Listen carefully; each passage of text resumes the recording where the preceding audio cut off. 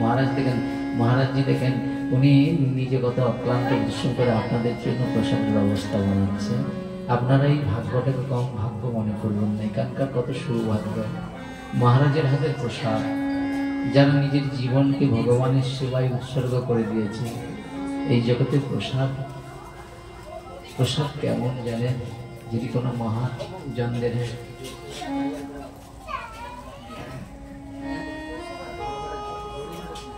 তো আমি কেমন ভাবে বলবো, মহারাজজি ছিলেন এবং আমরাও সকালে একসঙ্গে ভগবানের অমৃতময় সুধা কথা শ্রবণ করে মহারাজের কাছে বসে তো ভাগবত কথা বলার আমার যোগ্যতা নাই, এবং মহারাজ আমাকে সন্তানের জ্ঞানে সুযোগ দিয়েছেন। ওনার চরণের তলায় বসে যা একটু কৃষ্ণ কথা হরি কথা পরিবেশন করেছিলাম। তাই আসুন, আজকে আমরা শ্রীমদ্ ভাগবত মহাপুরাণ থেকে অনেক কথা আমরা শুনেছি। আজকে একটা আলাদা চরিত্র শ্রবণ করব। পুরাকালী গালব নামে এক মহামুনি, অনেক পূর্বের কথা, পূর্ব ইতিহাস। গালব নামে এক মহামুনি নর্মদা নদীর তীরে বসবাস করতেন। অনেক পুরনো একটা কাহিনী, বুঝেছেন? আর ওই গালব ঋষির একজন সন্তান ছিলেন, তার নাম হল ভদ্রশীল। ভদ্রশীল, এই ভদ্রশীল নামে বিষ্ণু ভক্ত পুত্র ওনার ছিল। দেখুন, আমাদের ঘরে যেসব সন্তান রয়েছে না, সব ঘরেই সন্তান বাবা মা কত কষ্ট পাচ্ছে সন্তানের আচরণ দেখে। এর জন্য আমরা শুধু সন্তানকে বললে হয় না, যদি ছোটবেলা থেকে আমরা যদি প্রকৃত সৎসঙ্গ করতাম, ধর্ম আচরণ করতাম, ছেলেকে একটু একটু করে ভগবানের চরণে গুরু পাঠ কর্ম চরণে দিতাম, ছেলেটা আস্তে আস্তে করে অনেক সুন্দর হয়ে উঠত। কিন্তু কর্মের ফলে যখন জানলাম, তখন তো সে এখন কি হয়েছে, কোনচানে সে এখন বাঁশ হয়ে গেছে, বাঁকাতে গেলেই ভেঙে যাবে, বুঝেছেন? কিন্তু কোনচা অবস্থা ওকে কি হয়, ঝুড়ি তৈরি করা যায়, কত কিছু করা যায় না। তো সেই সেই গালব নামে যে মহামুনি নর্মদার তীরে যে বসবাস করতেন, ওনার একজন বিষ্ণু ভক্ত সন্তান ছিল। বাবা, বিষ্ণু ভক্ত সন্তান থাকলে কি হয় জানেন? ওটা মন দিয়ে শুনুন। সেই ঋষির যে সন্তান ভদ্রশীল, সে ছোটবেলা থেকে বিষ্ণু মূর্তি বানিয়ে ভগবান বিষ্ণু পূজা করতেন। আচ্ছা, আপনাদের বাড়ির ছেলেরা করে করে ভগবানের মহিমা জপ করে, ভগবানের কীর্তন করে, তুলসীতে জল দেয়, বললে 5 বার বললে একদিন করবে, তার করবে, বুঝেছি? কিন্তু এই ভদ্রশীলকে বলতে হয় না, ও ছোটবেলা থেকে এই পরমানন্দে ভক্তি সহকারে ভগবান সেবা করতেন। আর এমন পূর্ণরূপে ভগবানের সেবা করতেন না, ওর হৃদয়ে ভিতর থেকে আনন্দ আসতো, নয়ন দিয়ে জল টপ টপ করে পড়তো। সরল শিশু হৃদয়ে যদি কেউ ভগবানকে চোখের জল দিয়ে ডাকে, ভগবান কত সুখ পায়, শান্তি পায়। সেই কি করে ভগবান বিষ্ণু মূর্তি বানিয়ে ভগবানের নিত্য পূজা করে। বালক হয়ে লোকে বিষ্ণু পূজার উপদেশ দান করতেন। ছোট্ট বয়স, কিন্তু সবাইকে বলতেন, দেখো তোমরা ভগবান বিষ্ণু পূজা করবে, জানেন তো? পূজা যদি করতে হয় কৃষ্ণ পূজা করবে, বিষ্ণু পূজা করবে। বলে কেন? বলে গাছের গোড়ায় জল দিলে যেমন শাখা প্রশাখা পেয়ে যায়, তদ্রূপ ভগবান বিষ্ণুর যারা পূজা করে সব দেব দেবতাও প্রসন্ন হয়ে যায়। নিতাই গৌর আনন্দে নিজেও পূজা করতেন এবং অন্যকে পূজা করার উপদেশ দান করতেন, এবং সবাইকে করজোড়ে বলতেন, একাদশী পালনের নির্দেশ দিতেন। তোমরা জানো, সবাই একাদশী ব্রত করে হলো, যারা একাদশী ব্রত করে তাদের কখনো পেটজনি প্রাপ্ত হয় না। এই জন্য বললেন, গয়া গঙ্গা বারাণসী তার থেকেও বড় একাদশী। তাই তোমরা সবাই একাদশী ব্রত করবে। সবাইকে হাত জোড়ে করে বলতে, বিষ্ণু ভক্ত তো সবাইকে হাত জোড়ে করে বলতে, তোমরা সবাই একাদশী ব্রত করবে। এবং শুধু নিজেই বলতো না, নিজে পালন করত। এই জন্য বাবা একটা জিনিস আপনাদের বলি, কিছু হোক আর নাই হোক, আমি অনেকটা বড় ভক্ত নাই হোক, কিছুটা তো মেনে চলছি, তারপরে আপনাদের বলছি। কিন্তু অনেকেই জানবেন এই জগতে ভগবানের কথা গুণকথা কীর্তন করে, অন্যকে একাদশী ব্রতের কথা বলে, কিন্তু একাদশীর দিন যেখানে এইসব কথা বলে সেই বাড়িতেই কি করে অন্ন গ্রহণ করে চলে যায়। তাহলে বলুন তো, নিজেই একাদশী ব্রত করে না, অন্যকে একাদশী ব্রতের কথা বলে, তাদেরকেই আছে মার্কেটে সবাই কত শ্রদ্ধা করে ভালোবাসে। বুঝেছেন, জগৎটা আলাদা দিকে চলে গিয়েছে। অনেকে দেখবেন, কিছু মনে করবেন না, আমি কাউকে নিন্দাও করছি না, কারোর দোষও দিচ্ছি না। অনেকেই দেখবেন এই যে বড় বড় যারা আসছে গ্রামে ভগবানের মহিমা প্রচার করতে, দেখবেন গাড়িতে আসছে, কোনো তিলকও নেই, কোনো আচরণই নেই। এইখানে এসে তিলক করলো, তারপরে এইখান থেকে কিছু আবার ঘর চলে গেল, যতটা টাকা প্রয়োজন ততটা নিয়ে চলে এলো, একটা কম দিলেও নিবে না। কিন্তু প্রকৃত ভক্ত যারা হয় তারা আপনার গ্রামে আসে অর্থ পাওয়ার জন্য না, ভগবানের কাছে প্রার্থনা জানার জন্য। হে ভগবান, এই গ্রামে যারা বসবাস করে সবাই হৃদয়ে যেন শুদ্ধ।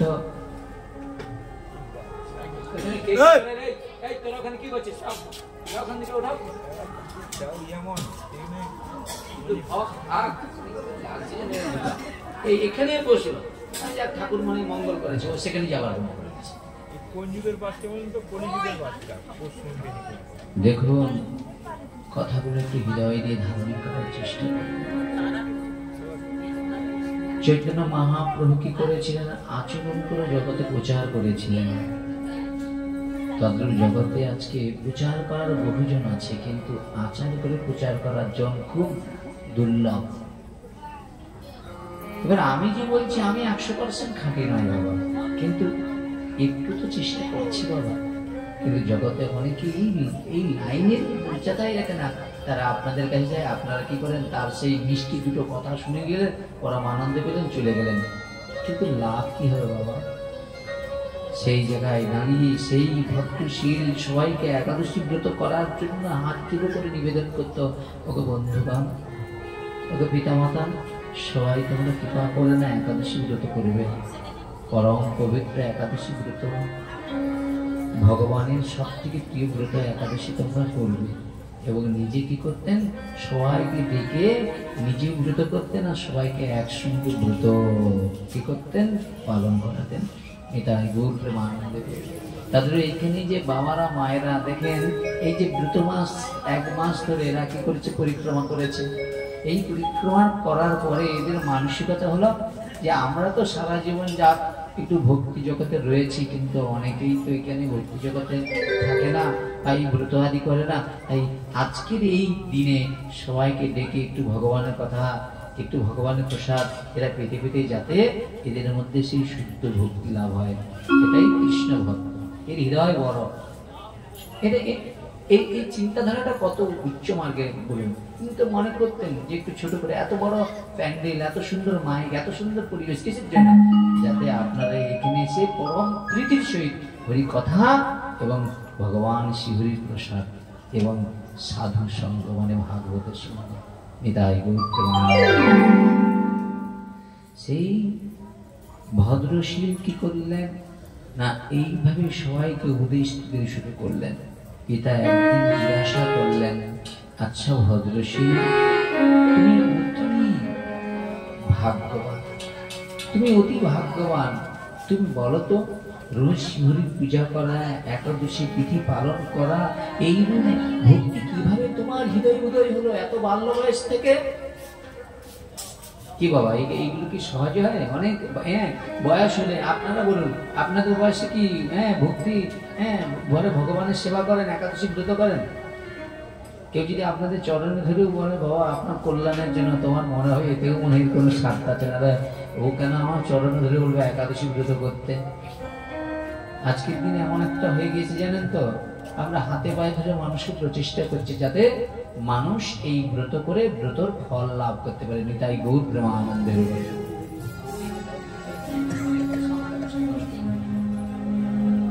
তো সেই জায়গায় দাঁড়িয়ে ভদ্রশীলকে তার পিতা জিজ্ঞাসা করছে, আচ্ছা ভদ্রশীল, তুমি যে এসব করছো, এগুলো কিভাবে তুমি এই যে রোজ ভগবান শ্রীহরির পূজা, একাদশী তিথি পালন, এরকম ভক্তি কিভাবে তোমার হৃদয় উদয় হয়েছে?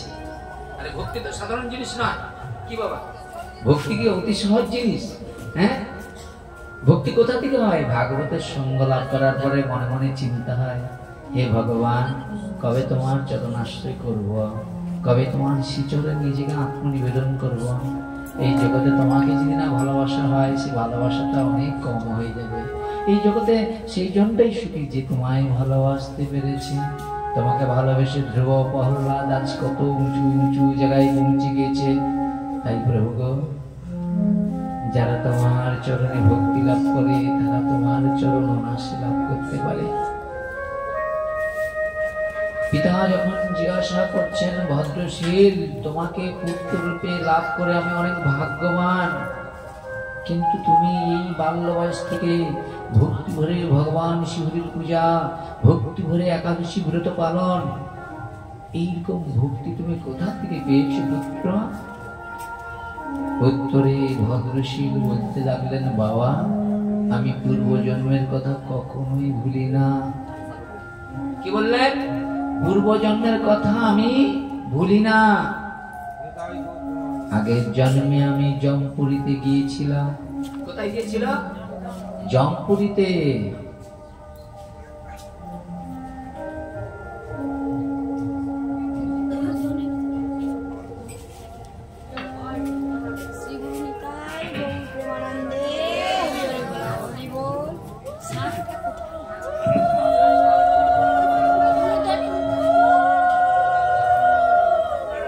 শ্রী গুরু নিতাই গৌর প্রেমানন্দে হরি হরি বল। আচ্ছা, মালাটা ওনার গলায় ভালো লাগে না? আমার গলায় অতটা ভালো লাগবে নাকি? বয়োজ্যেষ্ঠদের গলায় ভালো লাগে। কি আমরা বাচ্চাদের কত অপূর্ব লাগছে। তো উত্তরে ভদ্রশীল বললেন, বাবা, আমি পূর্ব জন্মের কথা এতটুকুই ভুলি না। আমি আগের জন্মে, জানো প্রভু, আগের জন্মে পিতা আমি জমপুরীতে গিয়েছিলাম। আজ সেখানে যমরাজ আমাকে সেই বিষয়ে উপদেশ করেছিলেন। পিতা অত্যন্তই বিস্মিত হয়ে বলতে লাগলেন, ভদ্রশীল, তুমি পূর্বজন্মে কে ছিল? যমরাজ তোমাকে কি বলেছিল? সবকিছু তুমি আমায় খুলে বলো, আমি একটু শুনতে চাই। এখন ওই গালব ঋষি ভদ্রশীলের বদন থেকে তার পূর্বজন্ম ইতিহাস শ্রবণ করবে। মন্দে শুনুন। ভদ্রশীল বললেন, বাবা, আমি পূর্বজন্মে চন্দ্রবংশের এক রাজা ছিলাম। মন্দে শুনুন। পূর্বজন্মে আমি চন্দ্রবংশের এক রাজা ছিলাম। তখন আমার নাম ছিল ধর্মকীর্তি। সেই পূর্বজন্মের কথা সব তার মনে রয়েছে। পূর্বজন্মে কে ছিল, কি কেন ছিল, কি ব্যাপার, সব তার মনে রয়েছে। ভগবান দত্ততেও আমার গুরু ছিলেন। ৯,০০০ বৎসর আমি পৃথিবীকে শাসন করেছি। ক,০০০ বৎসর? ৯,০০০ বৎসর এইভাবে পৃথিবী আমি শাসন করেছি। বহু ধর্ম কর্ম অনুষ্ঠান করেছি, যেমন আপনারা করছেন। কিন্তু হে পিতা, এইভাবে ধর্ম আচরণ করতাম, প্রজাদের পরম মঙ্গল চিন্তা করতাম। পরে যখন আমার অনেক ধন সম্পত্ত একটু একটু করে বাড়তে শুরু হলো, ধর্ম ঈশ্বর জানেন, টাকা পয়সা, হ্যাঁ, ওই রাজা বেড়েছেন। রাজার এখন টাকা পয়সা অনেক বেড়ে গিয়েছে। এখন দেখবেন, যখন মানুষের ধন সম্পত্তি একটু বেড়ে যায়, তখন সে মানুষ থাকে না, পাগলের মতো একবারে কাজ করা শুরু করে দেয়, বুঝেছেন? তাই তিনি কি করলেন? বললেন, আমি অনেক ধন সম্পত্তি হলো, তখন আমি পাগলের মতো অধর্ম করতে শুরু করলাম। এই জন্য খুব মন দিয়ে শুনুন, টাকা পয়সা হয়ে গেলে না, মানুষ আর মানুষ থাকে না, তারা মান হুঁশটাই চলে যায়, বুঝেছেন? কে বাবা, কে ঠাকুরদা, সে কোনো বুঝে না। কে ভাই, কে বোন, সে কি করে? অহংকারে যা খুশি তাই করে, কষ্ট দেয়, যন্ত্রণা দেয়। কিন্তু বাবা, কাউকে কষ্ট দিলেই তো তাকে কষ্ট লাভ করতেই হবে। ক্রিয়ার প্রতিক্রিয়া রয়েছে না? এখন সেই রাজা ধন সম্পত্তির মালিক হয়ে পাগলের মতো অধর্ম কাজ করতে শুরু করলেন। তিনি কতগুলি পাষণ্ড ব্যক্তির সঙ্গে নিত্য বন্ধুত্ব শুরু করে দিলেন। পতনটা শুরু হবে দেখেন। এই চরিত্রটা যেন মনে হবে যেন কারো পরিবারের সঙ্গে বাস্তব একবারে লাগানো আছে। এটা ভগবান আমাদের বলল, এই চরিত্রই আজ কীর্তন করো, এর মধ্যে অনুভূতি আসবে। দেখুন এইবার কি করলেন, সঙ্গে সঙ্গে সেই পাষণ্ড ব্যক্তির সঙ্গে কি করলেন, হ্যাঁ তাদের সঙ্গে মেশা, গল্প করা, সব রকম কাজ করা শুরু করলেন। আচ্ছা, পাষণ্ড মানুষরা কি হয়, ভালো মানুষকে খারাপ করার চেষ্টা করে। আর এই রাজা ধার্মিক ছিল, ধার্মিক হলেও কি করবে, টাকা পয়সা হয়ে গিয়ে কি করলেন, অধার্মিক লোকের সঙ্গে মেলামেশা করে শুরু করলেন।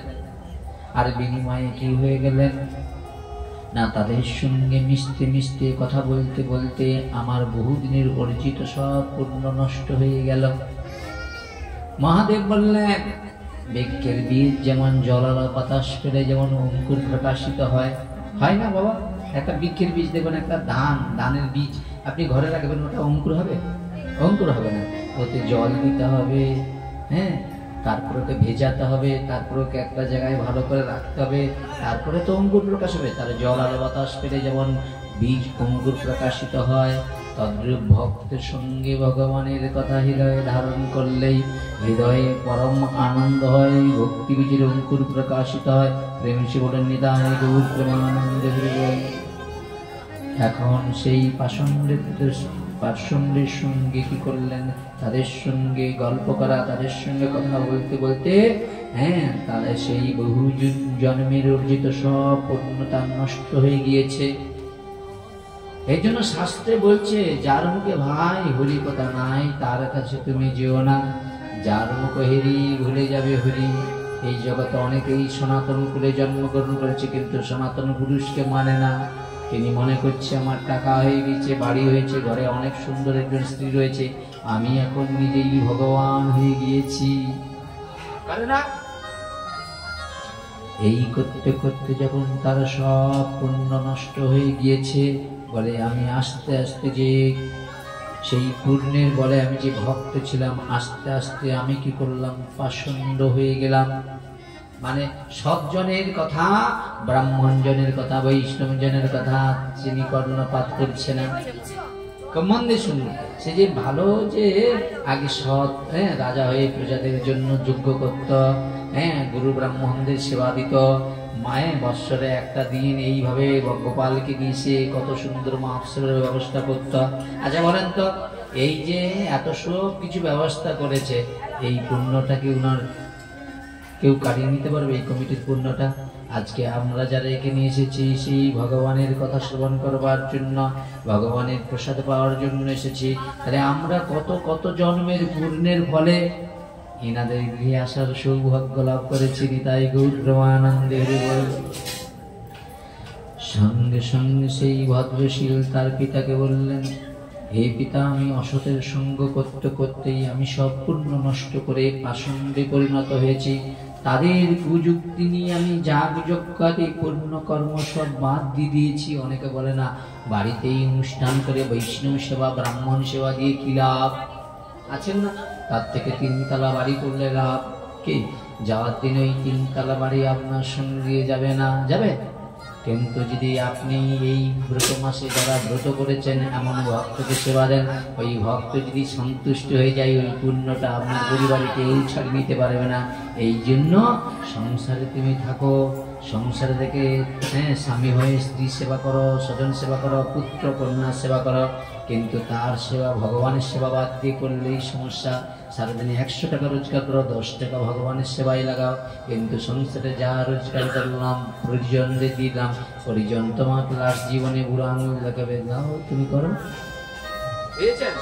এই সংসারে আপনি দিন রাত্রি যত মেহনত করে সংসারের জন্য দিবেন, সংসারের অভাব কখনোই মিটবে না। মিটবে মনে হচ্ছে 1 তলা হয়ে গেছে, ভগবান খুব সুখী আছে, পরের ঘরে যখন দেখছেন 2 তলা, আপনার মনে হবে এটা 2 তলা না হলে মনে শান্তি নাই।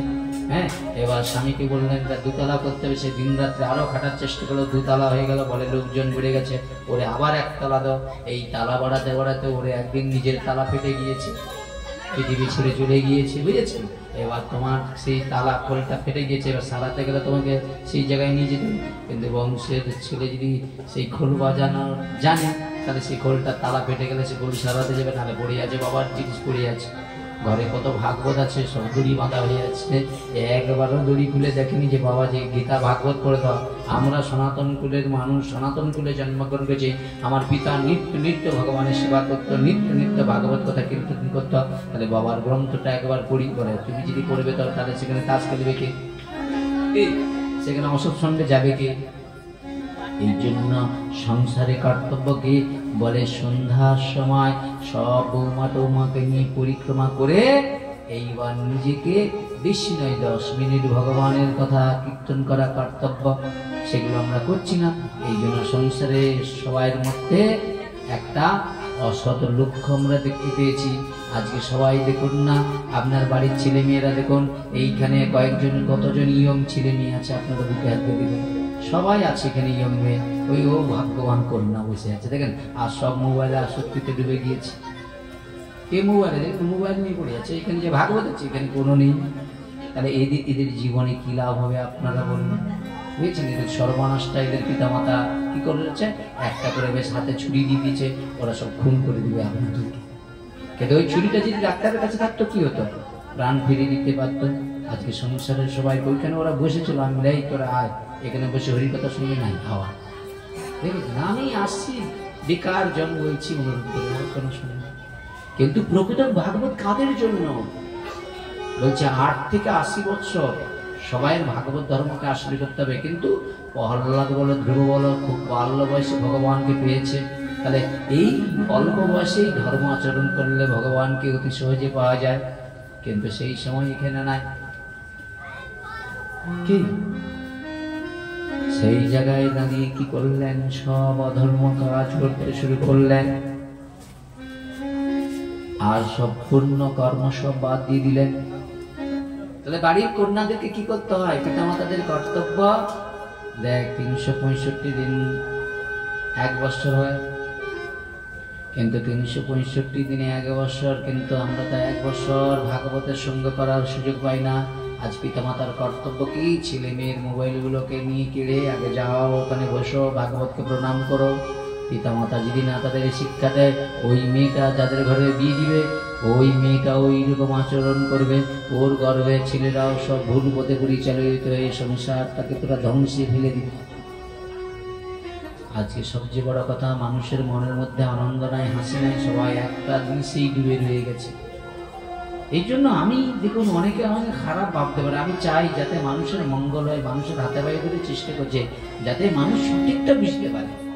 ওই দেখুন, ওই যে বৌমা হবে তো আপনার, ওরে আমি জিজ্ঞাসা করলাম ওখান থেকে ডেকে, বলছি দেখুন তোমার গর্ভের সন্তান হয়েছে, তোমাকে আগে ভাগবত শুনতে হবে। কেন? গর্ভস্থ সন্তান মাতা কয়েকদিন গর্ভে ছিলেন, নারদের বদনে কৃষ্ণ কথা হরি কথা শুনে যে বাল্য বয়সে প্রহ্লাদ হয়ে জন্মগ্রহণ করেছিলেন, তিনি ভগবানের কৃপা করুণা লাভ করেছিলেন। নিতাই গৌর প্রেমানন্দ হরিবল। কালকে যদি আমার গর্ভের সন্তানটা যদি প্রহ্লাদ ধ্রুবের মতো হয়, তাহলে আমার প্রশংসা তো কেউ করবে না। তাহলে আমি গর্ভে ধারণ করেছি, দেখো প্রহ্লাদ হয়েছে, ধ্রুব হয়েছে, তখন মায়ের ছাতি এখন এত বড় হয়ে যাবে। বুঝেছি? জগতে মায়ের গর্ভে সন্তান থাকলে মাকে নিত্য কি করতে হবে? সত্য শৌচ দয়া দান তপ। শুধু গর্ভের সন্তান ধারণ করলে হবে না, এই মানে যতদিন গর্ভের সন্তান রয়েছে ততদিন আহারটাকে শুদ্ধ করতে হবে। বুঝেছেন? ফল খেতে হবে, দুগ্ধ খেতে হবে, আমিষ আহার ত্যাগ করতে হবে। বুঝেছেন? আর বাড়িতে ব্রাহ্মণ এলে, বৈষ্ণব এলে তাদেরকে শ্রদ্ধা করতে হবে, তাদেরকে দান করতে হবে। বুঝেছেন? কিন্তু এগুলো যদি না করেন কি হবে আমি একটু পরে বলছি, একটু পরে দেখছি। আপনাকে নিয়ে আবার পাঠ শুরু করবো। বুঝেছেন? আপনার এবার আপনি কোনটা চাচ্ছেন দেখেন, একটু পরে বলছি, সেটা নিয়ে তারপরে বলবো, অনেক কথা বলবো আপনাদের। তাই কি করলেন সেই রাজা? পূর্বজন্মের ইতিহাস তার পিতাকে বলছে, জানো পিতা, আমি সেই কুযুক্তি পেয়ে যার যোগ্য সব পূর্ণ কর্ম বাদ দিয়ে ফলে আমার সব প্রজারা অধর্ম করতে শুরু করেছে। দেখুন 100% বুকে হাত দিয়ে, আপনারা বুকে হাত দিয়ে বলবেন, রাজার করে রাজ্য নষ্ট, প্রজা কষ্ট পায়। রাজা যদি ধার্মিক না হয়, প্রজা সব কোথায় যাবে? নরকে যাবে। তাই নরকের রাস্তা কি হয়েছে? প্রত্যেককে একটা করে ট্যাগ তুলে দিচ্ছে, মানে ফোন, যাতে মেয়েগুলো অশান্তি করে, স্বামীর ঘর করবে না, ঝগড়া মারপিট শুরু করবে। পড়াশোনায় কতটা ট্যাব লাগে আপনারা জানেন, একটু ভালো করে দেখবেন কোন কতটা পড়াশোনায় লাগে, তার থেকে বেশি খারাপ কাজে লাগছে। দ্বিতীয়ত সবচেয়ে বড় কথা, খুব মন দিয়ে শুনুন, আজকে আমরা মনে মনে চিন্তা করছি যে আমার ছেলে মেয়েটাকে মানুষ করব, তাহলে মানুষ যদি আপনি প্রকৃত মানুষ করতে চান তাহলে আপনাকে ভগবানের ভক্ত করতে হবে, গলায় মালা দিতে হবে, ভগবত ভজন করতে হবে। কিন্তু বাবা যাদের হাতে ওইটা উঠে গেছে তাদের ভগবানের কথায় রুচি থাকবে না, রুচি তো ওই দিকে চলে যাবে। এই জন্য বাবা অনুরোধ করে বলছি, সংসারকে সুখী করার জন্য আপনি ভক্তিকে আশ্রয় করুন। আপনি আপনার কন্যাকে পুত্রকে ভক্তিতে জাগার করার, দেখবেন সংসারটা আপনার একেবারে কৃষ্ণের হয়ে যাবে। আর কৃষ্ণের সংসার হয়ে গেলে বাস আপনার মনুষ্য জীবন সার্থক। তাহলে বৃথা আহার নিদ্রা ভয় মৈথুন এই যে সংসার আমার, সেটা কুসুমের হবে, সেটা কৃষ্ণের হবে না। এই জন্য কৃষ্ণের সংসার করো ছাড়ি অনাচার, অচিরাতে কৃষ্ণ তোমায় করিবে উদ্ধার। পেয়েছেন? এইবার সেই রাজা বললেন, আমি সেই প্রজাদের এমন কি করলো না, আমি ওই দুরাচারী পাপাচারী হয়ে সব কি করলাম, পূর্ণ কর্মবাদ দিতে শুরু করলাম। ফলে সব প্রজারা অধর্ম কাজ করতে শুরু করলেন। দেখুন এখন রাজা যদি পারফেক্ট হয়, প্রজারা পারফেক্ট হবে না, হ্যাঁ কিনা বলুন? কিন্তু আজকে রাজা যদি আপনার আমাদের পশ্চিমবঙ্গে লটারি ঢুকিয়ে দেয়, কত ঘরে লটারিতে সব পরিবার ধ্বংস হয়ে যাচ্ছে, সবাই দেখছে কেউ প্রতিবাদ করে না। ওটা তো কলি, আমরা প্রতিবাদ করার ভাষা ভুলে গিয়েছি। লটারিটা করি, কত হাজার হাজার পরিবার নষ্ট হয়েছে। আবার রেশন দোকানের মতো প্রত্যেকটা থেকে একটা করে মদের ঠিক ঢুকিয়ে দিচ্ছে। আপনারা ভাবছেন খুব ভালো, প্রত্যেকটা ঘরে ছেলে মেয়েদেরকে কাকে মোবাইলে, কাকে মদে, কাকে হচ্ছে লটারিতে, আর আপনারা মনে করছেন রাজা খুব ভালো, মাস গেলেই 1000 করে দিয়ে দিচ্ছে। সর্বনাশ যে কতটা দাম দিচ্ছে, সে একমাত্র উপরে ভগবান আছে। আমি কারো নিন্দা করবো না, সঠিক বলবো। তাতে যদি কেউ আমার ঘাড় থেকে কম দানটা নিয়ে নেও, তাতেও আমি মনে করবো ওই যে ক্ষুদিরামের প্রফুল্ল চাকরি দিয়েছে, আমারও চলে গেলেও শান্তি, চোখ বাঁচার দরকার নেই। হাজার হাজার মা কাঁদছে, হাজার হাজার পরিবারে আজ অশান্তি। সংসারে দেখবেন ছেলেরা এমন অত্যাচার করতেছে, অনুষ্ঠান হচ্ছে ভাগবত অনুষ্ঠান, মুখে মদের গন্ধ, জিজ্ঞাসা করে উনাকেই যে শোনা আমার গালে উনাকে চপ্পল দিয়ে মারতে বলে, যিনি গৃহেতে ভাগবত করাচ্ছে তার মুখ দিয়ে কি হচ্ছে, মদের গন্ধ বেরোচ্ছে। চিন্তা করলো, আমি ঠাকুর এরকম জগতে আমি জন্মগ্রহণ করেছি, এর থেকে বেঁচে থেকেও মনে মরে গিয়েছি। যে মানুষটা ঘরে ভাগবত করতেছে সেই মদের নেশায় পরিপূর্ণ। আচ্ছা বলেন তো, মা ওই বাড়ির অন্ন খেলে আমি কিন্তু ঠিক থাকবে? বাবা বলেন আমাকে, থাকবো কি? ওই দুরাচারীর অন্ন খেয়ে আমিও ধ্বংস হয়ে যাবো। কতটা পাপ করলে তবে হোতা, যিনি এই যজ্ঞ করছেন, যজ্ঞের হোতা, সে মদ খেতে যায়, কত বড় পাপ, কাকে বলবো বলে? মাথায় তুলে দাও, এই কথা বলতে এসেছে, কিন্তু বললাম মদ খেয়েছে, গন্ধে আমাকে স্নান করতে হবে, এতটা অপবিত্র লোক। ভাবুন তো বাবা, কেন বলছি দেখুন, আজকে সবচেয়ে বড় কথা দুঃখ হয় জানেন তো, আজকে যে পূজা আদি হচ্ছে দেখেন, কিছু মনে করবো না, এত পূজা এত সবকিছু কেন মনে হয় মানুষের সুখ শান্তি নেই? বলে পূজাটা মানেই হচ্ছে, দেখেন পূজার মুখ্য বিষয়টা কি? বলে ভক্তি নয়। পূজা মানে নিজের ইন্দ্র চরিতার্থ করা। পূজা মানে কি? শুধু আমরা মাইকটা একটু নিয়ে আসবো, বেশ বাজাবো, লোকের ঘরে টিন চাল নাড়ি দিব, ঘুরাবো, যাতে একবারে মাইক শুনে যেন মারা যায়। আগেও তো পূজা হতো রে বাবা, এমন আওয়াজ দিবে তোমার ঘরে টিন টিন লড়বে। এবার পূজার যারা ঠাকুর আনতে যাবে, আমাদের ঘরের কাছে ঠাকুরের মিস্ত্রি, সেইখানে ঠাকুর আনতে এসে মাংস রান্না করতেছে, দিয়ে মদ্যপান করতেছে, দিয়েই ঠাকুর নিয়ে যাচ্ছে। পা কোন দিকে বলবে ঠিক না, আমি নিজের চোখে দেখলাম, ভগবান এইরকম পরিস্থিতি। তারপর পূজা মানে কি? বলে পূজা মানে প্যান্ডেল, পূজা মানে মাইক, পূজা মানে লাইট, আর পূজা মানে ড্যান্স। আপনারা বুকে হাতে বলুন, আপনারা জ্ঞানী জনা, চোখ দেখলে বুঝতে পারবেন। আচ্ছা সত্যি কি আগের মতো পূজা হয়? আপনার বুকে হাতে বলুন কেন হচ্ছে, কারণ কে দেখ, মদত কে দিচ্ছে? যে ধর্মের জায়গায় ধর্মের কথা, দেখুন একটা কথা বলি, ধর্মের জায়গায় ধর্মের তো কথা আলোচনা হবে। এই যে ধরুন মা দুর্গার পূজা হচ্ছে, যে কালী পূজা হচ্ছে, একটা কালীর কোনো গান হচ্ছে কিংবা শীতলের কোনো গান হচ্ছে, সে শীতলাকে রেখে দিয়ে এখানে ড্যান্স প্রোগ্রাম খুলে দিচ্ছে। সেখানে কথা বলার কোথাও জানেন তো, কিছু কিছু জায়গায় দিকে না ডাবু লাগিয়েছে, ডাবু মানে ছেলেরা আয় ঘরে বৌমা টুমা যা আছে ঘরের এলাকাতে গিয়েছে, পড়াশোনা দিলে সেখানে ঢেলে দিয়েছে, দিয়ে 7 দিন যাতে আমাদের ওই সাথে বিশ্বাস মিথ্যা বলছেন, যাবেন আমি মিথ্যা বলতে আপনি আমার চপ্পল দিয়ে আমাকে মানুষ মেরে দিয়ে, তাই এগুলো প্রতিবাদ কি করবে? আমি একা নেই, শিক্ষিত সমাজ যে কথা আমাদের নাকি পশ্চিমবঙ্গের মানুষরা, পূর্ব মেদিনীপুরের মানুষরা খুব শিক্ষিত সমাজ, এরা খুব জ্ঞানী, এরা খুব বুঝে, এদের মধ্যে জ্ঞান আছে, বিবেক আছে, বৈরাগ্য আছে। কোথায় বৈরাগ্যটা কোথায়? আজকে সবচেয়ে বড় দুঃখের বিষয়, ও কথাটা ছেড়ে দিন, আপনার বাড়ি আমার বাড়ির কন্যারা উপযুক্ত হয়ে যাচ্ছে, তাদের পরনের পোশাকটাও আমরা বাবা মা কিন্তু ঠিক পরাতে পারছি না। তার যে আচরণশীল হবে, আজকে আমেরিকাতে যারা আমেরিকার মানে কি বলা যায়, মেয়েরা রাত্রিবেলা নাইট ক্লাবে যেত, মদ্যপান করত, ক্ষুদ্র ক্ষুদ্র বসন পরিধারণ করত, আজকে তারা মায়াপুরে এসে তিলক করে এই আমাদের সনাতন ধর্মকে আশ্রয় করে কাপড় পরিধারণ করে বলছে হরে কৃষ্ণ। আর আপনারা কি করছেন? সেই পাশ্চাত্য দেশের শিক্ষাটা আপনি আপনার পরিবারের মধ্যে প্রবেশ করে দিয়েছেন। কিসের জন্য? কারণটা একটা বিবাহিত মেয়ে, একটা বিবাহিত সব আরো কথা ছাড়েন, আমি আপনারা কীর্তন দেখেন তো, কীর্তনে জানতো কারা কারা যান কীর্তন দর্শন করতে?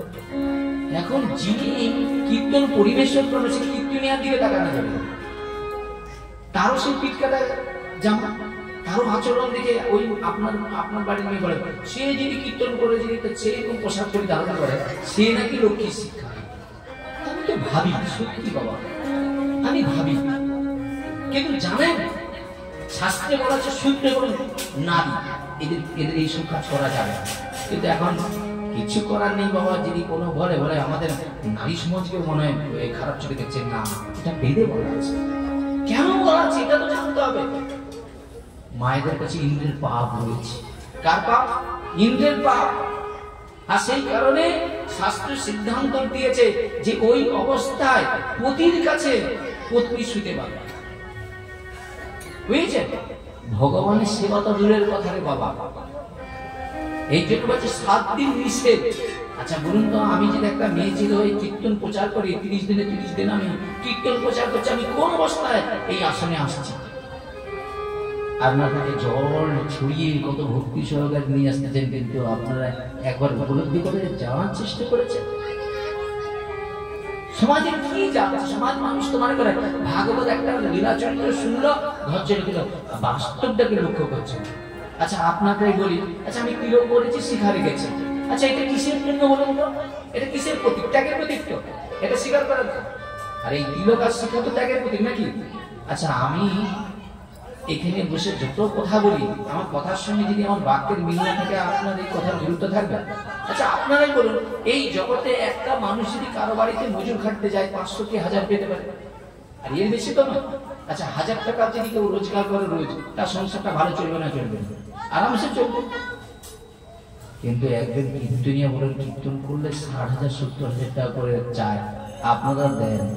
আপনারা বুকে হাতে বলেন না যে উনি তো ত্যাগী মানুষ, উনি তো প্রয়োজনে মিলেন। হ্যাঁ প্রয়োজনে মিলেন, যে একটা মানুষ ধরুন অন্য একটা জায়গা থেকে আসবে, এখান থেকে তার গাড়ি ভাড়াতে 2000 টাকা খরচ হচ্ছে, গাড়িতে 2000, স্টাফে ধরুন 1000, তাহলে কত? 3000, তাহলে 3 2 5000। আর যিনি কীর্তন করবেন না 5000 নিবে 10,000, কিন্তু 70,000 1 লাখ কেন? এত যে কীর্তন আছে ইউটিউবে, একটা লোক এই বিষয়ে প্রমাণ প্রতিবাদ করেছে। আমি তো চাইতে পারি, আপনি দেবেন কেন? হ্যাঁ এটাও তো একটা কথা। কেন? পয়সাটা তো কষ্ট করার উপার্জন নয়। দিবেন কেন? কষ্ট করে উপার্জন তো করে নাই, অসৎ পথে রোজগার করলে কি অসৎই ধারণ? যদি কষ্ট করে উপার্জন অর্থ হতো, তাহলে কিন্তু ভাবতো যে আমি যে অর্থটা কষ্ট করে উপার্জন করেছি, আমি সঠিক পথে দিচ্ছি তো। কথাগুলো বুঝার চেষ্টা করবেন, না যদি বুঝতে পারেন তাহলে বেকার হয়ে যাবে। আমি কিন্তু প্রকৃত কাউকে নিয়ে মন্তব্য বোঝানোর জন্য বলছি। তাহলে আমাদের প্রকৃত প্রয়োজন কি? আর কিছু নয়, হোক তো বৈষ্ণব নাও যদি হয়, ছেলেটাও যদি সেজেও আসে, কিন্তু ওর মধ্যে একটা গুণ আছে, ও কখনো ভাগবতী নিয়ে কখনো বেচা কানা করে না। কি বলো? এই গুণটা তো থাকবে, কিন্তু সেই গুণটা আজকে আমাদের মধ্যে দেখা যাচ্ছে না। তাহলে সেই জায়গায় কি বললেন? রাজা যখন কি করে, অধর্ম কাজ করে, সব পূর্ণ কর্ম বাদ দিয়ে প্রজারাও সবাই কি হয়ে যায়?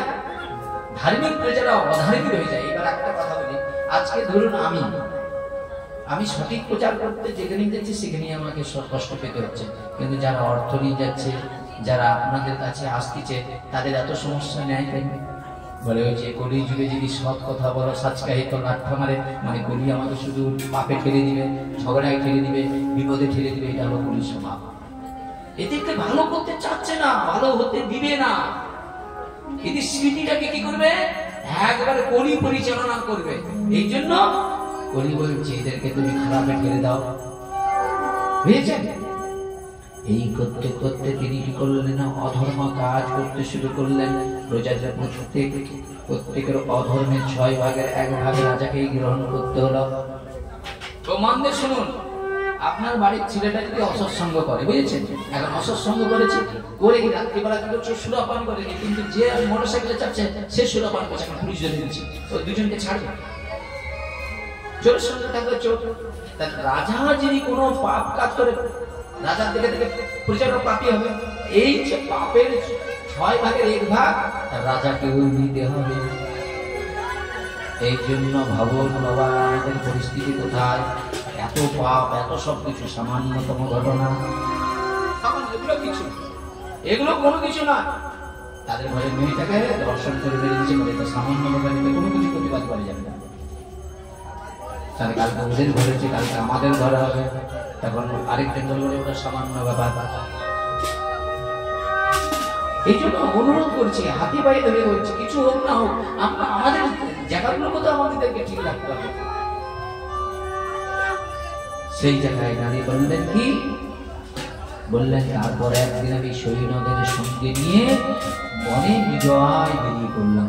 বিজয় মানে বোঝেন? হরিণ শিকারে বেরিয়ে পড়লেন ওই রাজা। পূর্বের ইতিহাসে বলছি, কিন্তু বহু পশু বধ করলাম। রাজা তো কি করলাম? পশু বধ করলেন তীর দিয়ে, বুঝেছেন?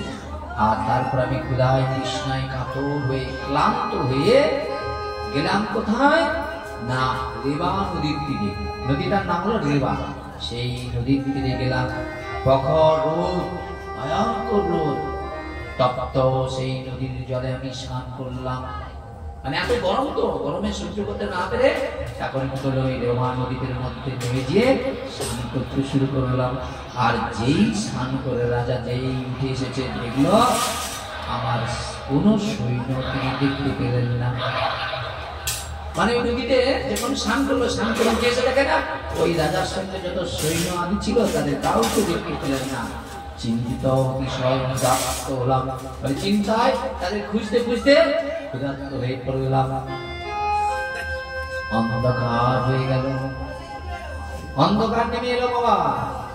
এইরকম আমাদের জীবনে একদিন অন্ধকার নেমে আসবে। এই কথাগুলো না দিয়ে আমরা শুনি, কিছু করার নেই, অন্ধকার তো এমনি ঢুকে গেছে। তারপরে সঙ্গে সঙ্গে বললেন আমি পথ ঠিক করতে পারলাম না। রাজ্যে ফিরে যাওয়ার জন্য যে পথটা, আমি সেটা ঠিক করতে পারলাম না। পথ খুঁজছি বাড়ি ফেরার জন্য। তারপর এক জায়গায় গিয়ে কয়েকজনকে দেখলাম, তারা তীর্থবাসী, তারা তীর্থে বসে কি যেন একটা কিছু করছে। তখনই সঙ্গে সঙ্গে বললেন পিতা, আমি সেখানে গিয়ে কয়েকজন তীর্থবাসীর সঙ্গে কথা বললাম, জানলাম তারা একাদশী ব্রত নিষ্ঠার সহিত পালন করছে। তীর্থে এসে কি করছে? একাদশী ব্রত পালন করছে। আমি তাদের সঙ্গে করে সারা রাত্রি জাগরণ করলাম। সারা রাত ধরে সেই তীর্থবাসীরা কি করে? একাদশী কিরকম করতে হয় জানেন বাবা? একাদশী ব্রত করতে হলে বলছে রাত্রি জাগতে হয়, সারা রাত জেগে ভগবানের কথা কোনো কথা শ্রবণ করতাম। একজন ছিল, আমি যার ব্যাখ্যা করতাম, জয় কৃষ্ণ বলে মাস্টার মদন বাবু। উনি একাদশীর দিন সারা রাত বসে হরি কথা বলতেন। আমরা শুনতে শুনতে ভোর হয়ে যেত। আর এখন একাদশী কি হচ্ছে? কি বলছি, ঘুমানো দোষী, খাওয়া দিনে একাদশী দিনের বেলা ঘুমাতে নাই, বুঝেছেন? এসব অনেক নিয়ম আছে, সেসব আমরা জানি না আর করি না। একাদশী করছে, হ্যাঁ পালন করে, পালন কি বাবা? হ্যাঁ একাদশী ব্রত করবে, পালন করবে না, তাহলে ব্রতটা হলো কেমন করে? সেই জায়গায় দাঁড়িয়ে কি করলেন, সেই ভদ্রশীল তার পিতাকে বললেন, হে পিতা, রাত্রি জাগরণ করলাম, সেই যারা একাদশী ব্রত করেছে তাদের সঙ্গে আমি পড়ে সারা রাত জেগে থাকলাম, কিন্তু ক্লান্তি ক্ষুধার্ত পিপাসায় কাতর হয়ে আমি যখন রাত্রি জাগরণের পরে আমার মৃত্যু হয়ে গেল ভোরের দিকে। পিতাই গৌরমানন্দে হরি বল। আচ্ছা বলেন তো মা, কোন ব্যক্তি যদি একাদশী ব্রত করে, নিত্যে বাস করে, হ্যাঁ, আর ভগবানের মহিমা কোনো কথা আছে, হ্যাঁ, কীর্তন করতে করতে ক্ষুধার জ্বালায় পিপাসার জ্বালায় যদি মৃত্যুবরণ করে, তার কি গতি হবে আপনারাই বলুন। ওই জন্য বলছে, অতি দুরাচারী ব্যক্তি যদি, অতি দুরাচারী ব্যক্তি মৃত্যুর সময় যদি একবার ভগবানের নাম উচ্চারণ করে, তিনি ভগবত ধামে যাওয়ার সৌভাগ্য অর্জন করেন। তাই গৌত্র মহাসঙ্গ এইভাবে ভদ্রশীল বলতে শুরু করলেন যে ভোরের দিকে আমার মৃত্যু হয়ে গিয়েছে। তখন তিনি কি করলেন, দেখলেন বড় বড় দাঁত ও বিশিষ্ট দুইজন ভয়ঙ্কর জমদূত এসে আমাকে কি করলেন না, দড়ি দিয়ে বাঁধলেন। দেখুন, ভগবানের কাছে প্রার্থনা করি এইরকম যেন আপনাদের জীবনে না নেমে আসে। গ্রন্থের আসনে বসে রয়েছে ভয়ঙ্কর নরক যন্ত্রণা বাবা, ভয়ঙ্কর। সেখানে আপনার ওই আপনি যাদের জন্য এত সব পাপ করছেন, এরা কেউ যাবে না আপনার সঙ্গে।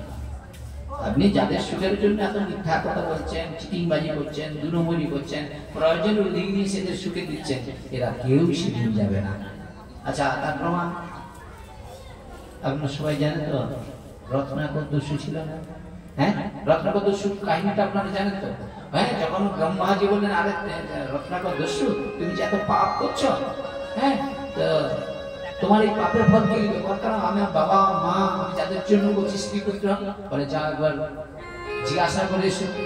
ব্রহ্মাকে গাছে বেঁধে দিয়ে জিজ্ঞাসা করতে গিয়েছে। জিজ্ঞাসা করতে গিয়ে বললো, আরে তোমার পাপের ভাগ আমরা কেন নেবো? এরপরেও আমাদের সচেতন হচ্ছে, বুঝেছেন? আপনার পুণ্যটা সবাই নেবে, কিন্তু পাপটা কেউ নেবে। কথাটা বোঝার চেষ্টা করুন। আপনার পুণ্য যদি, এই দেখেন কথা বলে, বাপ ধরুন আপনি আসেন, আপনার এখানে আসাতে ধরুন আপনার ঘরে মাতাজি এখানে আসে না, আপনি যদি এখান থেকে যদি কোনো পূর্ণ পান, 100% কিন্তু নিয়ে নেন। কিন্তু এটা আপনি জানেন, আপনার স্ত্রী যদি ভক্তি করার না হয়, তাহলে ওর পাপের 100 আপনাকে গ্রহণ করতে হবে। এই জন্য কেন কর্তব্য, স্ত্রী ভক্তিমতী হলে আপনার টাকা ব্যাংকে যদি 1 কোটি টাকা থাকে, তার থেকে আপনি সৌভাগ্যশালী। তাই গুরুত্ব আনন্দ। কেন? আপনি কর্ম করে অর্থ উপার্জন করে দেবেন, ও ভগবানকে নিত্য সেবা দিয়ে আপনার প্রসাদ দেবে, আর প্রসাদ পেতে পেতে আপনার জীবনে পূর্বকৃত যত পাপ ছিল সব ধুয়ে মুছে পরিষ্কার হয়ে যাবে। তারপরে একদিন মৃত্যু আসবে, এই দেহটা ত্যাগ করবে, একবারে গোলক বৃন্দাবনে একবারে ভগবান নিত্য সেবায় প্রবেশ করতে পারবে। বুঝেছেন? এইভাবে কি করলেন, সেই বড় বড় দাঁত বিশিষ্ট দুইজন ভয়ঙ্কর জমদূতেরা নিয়ে কি করলেন, আমাকে নিয়ে টানতে টানতে চললেন। তারপরে জমপুরীতে পৌঁছানো। এবং এসব কথা মিথ্যা নয়, এগুলো আমাদের জীবনেও ঘটবে। আমার তো মনে হয় আমি আগের জন্য জমপুরি টুপিতে গেছিলাম, এই চরিত্রের সঙ্গে আমার মনে হয়। আমি ছিলাম নি তো, নারে এত ছোট বয়স থেকে, হ্যাঁ, কেন তোমাদের পায়ে ধরে বলতেছি বাবা হরিভজন করা, একাদশী ব্রত করা, আমারও মনে হয় এই করছিলাম। সত্যি মনে হয়, সত্যি আমার ভয় হয় প্রচুর, হ্যাঁ, জমের ভয়। আমি জমের ভয় প্রচুর করি, এই জন্য হরিভজন করি। আপনাদের হ্যাঁ, যদি একটু জমের ভয় থাকে, একটু আমার মতো হরিভজন করবেন, তাই খুব আনন্দ হয়েছে। এইভাবে সঙ্গে সঙ্গে কি করলেন বলে, আমি তো জমপুরীতে পৌঁছে গিয়েছি। যমরাজকে দেখে তো তখন ভয়ঙ্কর, আমি ভয় পেয়ে গিয়েছি যমরাজকে। মানে জমপুরীতে যিনি রাজা রয়েছে, যমরাজ বলে ভয়ঙ্কর, ওনাকে দেখে আমি ভয় পেয়ে গিয়েছি। যমরাজ দূর থেকে ডেকে বললেন, আমাকে দেখে বললেন, পণ্ডিত, এই ব্যক্তির যেই শিক্ষা বিধান তুমি তা বলো। আরে সারা জীবন কি করছে, কি করছে সব দেখো, খাতা বলে দেখো। চিত্রগুপ্ত বলছেন, আপনাদের চিত্রগুপ্ত কোথায় আছে না তো, আপনার মধ্যেই ভগবান পরমাত্মার রূপে সাক্ষী রূপে বসে আছে। আজকের দিনে যে আপনারা কষ্ট করে এই যে ভগবানের হরি কথা শ্রবণ করছেন, আমার তো মনে হয় চিত্রগুপ্ত এই দিনটার কথা কিন্তু শেষের দিনে বলবে ওই দিন ওইখানে ভাগবত হয়েছিল, আর ভাগবত যারা শ্রবণ করেছিল যমরাজ টেনে নিয়ে গেল, আপনাকে ক্ষমা করতে বাধ্যতা হবে। বলে একবার যদি হরি বলে জমের সব পাপি তাপিরা যদি চলে যায়, তাহলে আপনারা যে 2 ঘন্টা ধরে ধৈর্য ধরে ওই কথা শ্রবণ করছেন, এই ফলে আপনাদের সব পাপ মুক্ত হয়ে যাবে। তাই গৌর প্রেমানন্দে বুঝেছেন। এখন সঙ্গে সঙ্গে চিত্রগুপ্ত বিচার করলেন, বললেন ধর্মরাজ, যমকে বলছে, যম রাজা আরেক নাম হলো ধর্মরাজ। হ্যাঁ, এই যমের পিতার নাম কি জানেন? কি বলেন তো? এই যমরাজের পিতার নাম কি? সকাল থেকে উঠলে তারই কৃপা আগে প্রাপ্ত সূর্যদেব। নিতাই গৌর প্রেমানন্দে। একটা আছে আমার কাছে, আমি নিয়ে এসেছি আপনাদের জন্য, এখানে প্রাইজের ব্যবস্থা আছে। দাদাকে জয় শ্রীরাম। নিতাই গৌর প্রেমানন্দের আছে, অনেকগুলো আছে, 50টা আছে, অনেক। আপনারা নেবেন, উত্তর দিতে হবে। তুমি তো ঘুমাইছি, ঝুঁকছি, আমি লিখে নিচ্ছি, তোমাকে দেওয়া যাবে, ভালো করে জাগো। আমি সব দেখি কোন ছাত্র কি কোন বলবো, উনি বসতে বসতে একটু ঝুঁক দিচ্ছি, বুঝছেন? আমি খুব লক্ষ্য রাখি বাবা, এখানে দাঁড়িয়ে আমার লক্ষ্যটা বুঝি। এখন মধ্যে শোনায় যে এইবার কম্পিটিশন চলছে, অনেক আছে, বুঝেছেন? তো সেই জায়গায় দাঁড়িয়ে এখন ভদ্রশীলের পিতার নাম কি ছিল গো? হ্যাঁ, হায় হায়, এত তাড়াতাড়ি ভুলে গেলে হবে? তাহলে পেটগুলো সবটা আমি ঘর নিয়ে বাড়ি যাবো। হ্যাঁ, কি নাম ছিল ভদ্রশীলের পিতার নাম? কি ছিল গো? হ্যাঁ, গালব। গায়কার বড় গালব, চেষ্টা করি। এখন সেই জায়গায় দাঁড়িয়ে করলেন, সঙ্গে সঙ্গে বললেন, পিতা আচ্ছা কয়জন জম এসে ওই ধরে নিয়েছিল? ভদ্রশীলকে কয়জন জম এসে ধরে নিয়ে গেল? না, কেউ একটু বলুন, দাঁড়িয়ে যদি কারো বলার থাকে, সাহস যদি তাকে দাঁড়িয়ে বলুন। কেউ বলতে পারবেন? হ্যাঁ হ্যাঁ, 2 জন। বাবা বাবাকে দিয়ে দেন, ঠিকই বলেছে। তো এখন এইভাবে পাঠের মধ্যে দিয়ে আমি কথাগুলো চালাবো, ঠিক আছে? তো সেই জায়গায় দাঁড়িয়ে কি করলেন, বললেন, সঙ্গে সঙ্গে কি করলেন না জিজ্ঞাসা করলেন, বলে চিত্রগুপ্ত দেখো এর সম্বন্ধে বলো। তখন বললেন, হে ধর্মপাল, এই ব্যক্তি পাপ কর্মে রত ছিল সত্য, বলে সারা জীবন পাপ করেছে, পাপ কর্মে রত ছিল, কিন্তু তবু একাদশীর উপবাসের জন্য সমস্ত পাপ থেকে উনি মুক্ত হয়ে গিয়েছেন। কি ভগবানের লীলা দেখুন, এত জন্ম পাপ করেছে, কিন্তু তীর্থে সাধু সঙ্গ করে যে ব্রত পালন করেছে, সব পাপ মুক্ত হয়ে চলে গিয়েছে। এইবার বললেন, একাদশীর কারণে সমস্ত পাপ মুক্ত হয়েছে, তীর্থবাস রাত্রি জাগরণ করেছে, তাই সব পাপ ওর জীবন থেকে নষ্ট হয়ে গিয়েছে। চিত্রগুপ্তের এই কথা যেই বলেছে, যমরাজ খুব চমকে উঠেছেন। তিনি ভয়ে কাঁপতে কাঁপতে ভূমিকে দণ্ডবোধ প্রণাম জানিয়ে আমাকে পূজা করতে লাগলেন। বলে যমরাজ যেই কথা শুনেছে কাঁপতে শুরু করেছে। কি করেছে? জমের দুধের দেখতে, কাকে ধরে নিয়ে আসে? হায় হায়, ভুল করে ধরে নিয়ে আসছে বিষ্ণু ভক্ত। হায় হায়, কিন্তু জম্পরিকে বিষ্ণু ভক্ত যায়, পেয়েছেন? ভুল করে জমদূতের টেনে নিয়ে এসে, আর সঙ্গে সঙ্গে এই চিত্রগুপ্তের কথা শুনে ধর্মরাজ কি করেছে? কাঁপতে শুরু করেছে, আর কাঁপছে, আর চরণে পড়ে আমাকে প্রণাম নিবেদন করছে। ভদ্রশীল বলছে, আমাকে প্রণাম নিবেদন করছে, যমরাজ প্রণাম করছে। আচ্ছা বলুন তো, যমরাজ কাকে প্রণাম করে? ভগবানের মাথায় থাকবে তো। ভদ্রশীল দেখলেন সেই যমরাজ বললেন, আমাকে পূজা করতে শুরু করলেন। তারপর তার দুটিতে আহ্বান করে বলতে লাগলেন, হে দুর্গণ, তোমরা ভালো করে আমার কথা মনোযোগ দিয়ে শ্রবণ করো। তোমাদের মঙ্গলজনক কথা আমি বলছি। যে মানুষ ধর্মরত, তোমরা তাদেরকে এখানে আনবে না। কি বললেন? যারা ধর্ম কর্মের মধ্যে যুক্ত রয়েছে, কখনো তোমরা তাকে আনবে না। এবার আপনারা যারা ধর্মের মধ্যে যুক্ত হয়ে গিয়েছেন, তাহলে আপনাদেরকে যমরাজের দূতেরা কখনো নিয়ে যেতে পারবে না। নিতাই গৌর প্রেমানন্দে মাথায় থাকবে তো। এখন সঙ্গে সঙ্গে বললেন, তোমরা তাদেরকে এখানেই আনবে যারা শিহরির ভক্ত, পবিত্র একাদশী ব্রত পারায়ণ, জিতের প্রিয়, যাদের মুখে সর্বদাই হে নারায়ণ, হে গোবিন্দ, হে কৃষ্ণ, হে হরি উচ্চারণ করে, যারা সকল লোকের হিত আকাঙ্ক্ষী, শান্তপ্রিয়, তাদেরকে তোমরা দূর থেকে পরিত্যাগ করবে। বলে দূর থেকে পরিত্যাগ করবে যারা এই সব ধর্ম কর্মের মধ্যে যুক্ত রয়েছে। কিন্তু শোনো, যারা এই কর্ম দিয়ে ভগবানের গুণের কথা শ্রবণ করে না, সৎসঙ্গ করে না, বৈষ্ণব ব্রত অনুষ্ঠান করে না, অপরের সব সময় মঙ্গলের থেকে অনিষ্ট চিন্তা করে, লোকের কি করে মঙ্গল করা যায় সে চিন্তা না করে কিভাবে লোকের ক্ষতি করা যায়, তাদেরকেই তুমি টানতে টানতে এই জঙ্গলিতে আনবে। বুঝেছেন? সঙ্গে সঙ্গে বলতে শুরু করলেন, সেই সব ব্যক্তিকে আমার শিক্ষা দেওয়ার কোন অধিকার নাই যারা সর্বদাই হরিনামে আসক্ত।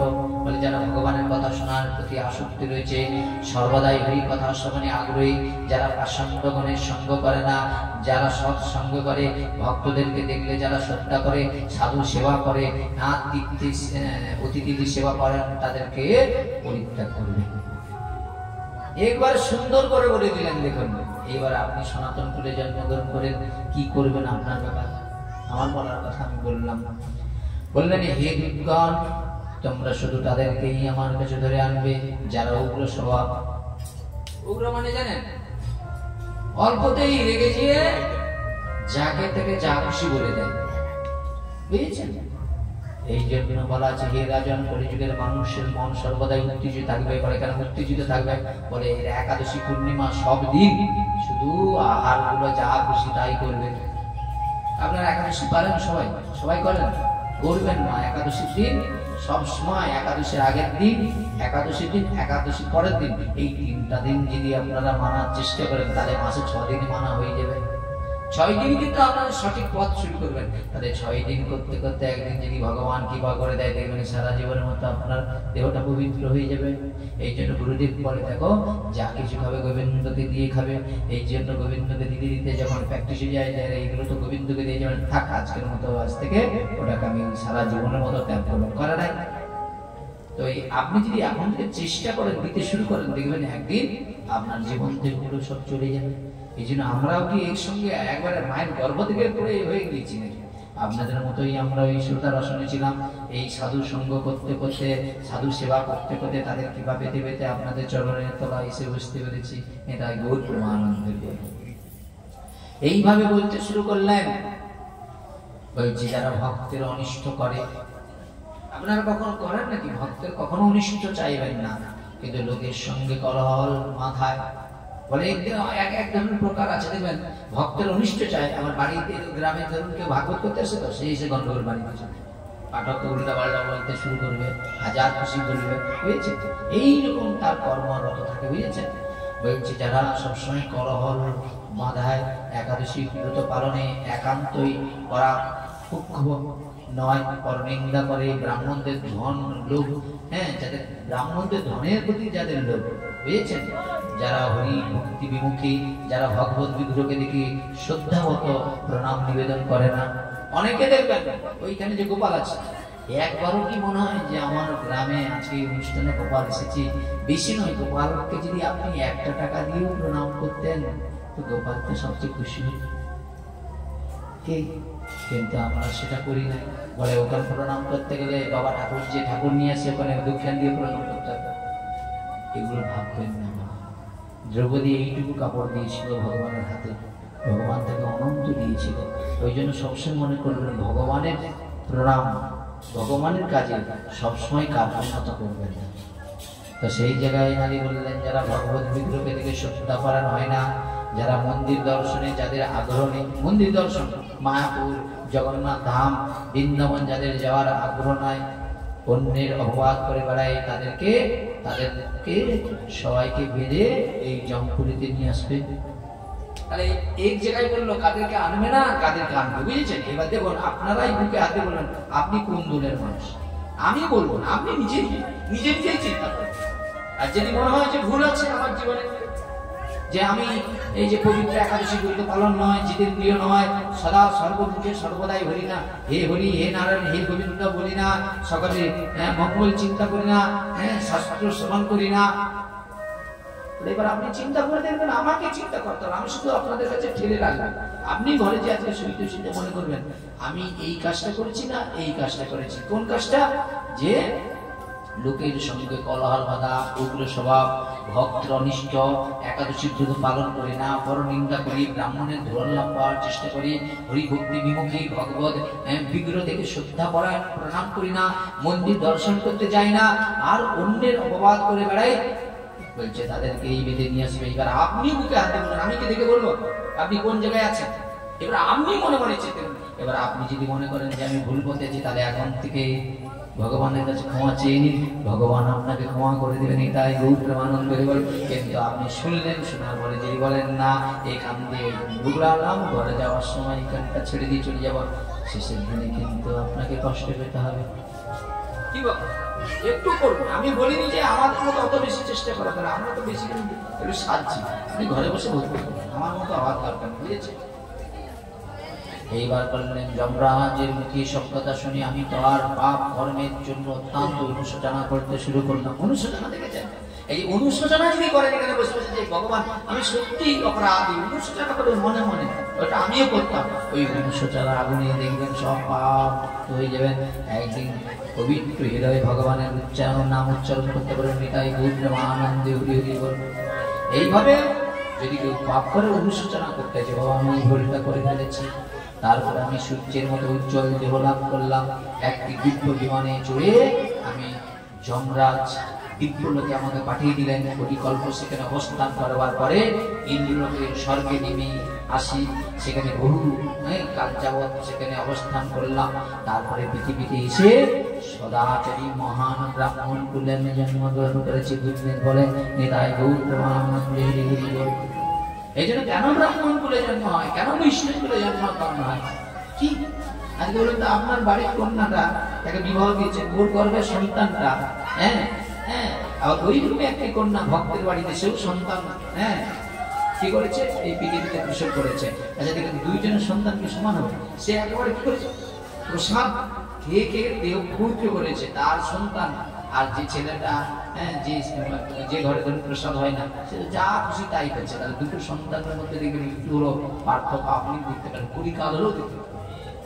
ওই দেখবেন ছোটবেলা থেকে চৈতন্য রাখবে, হরিভজন করবেন, তাই গৌর হরি বলে কাপড় প্রণাম করতে যাবে, শ্রদ্ধা করবে।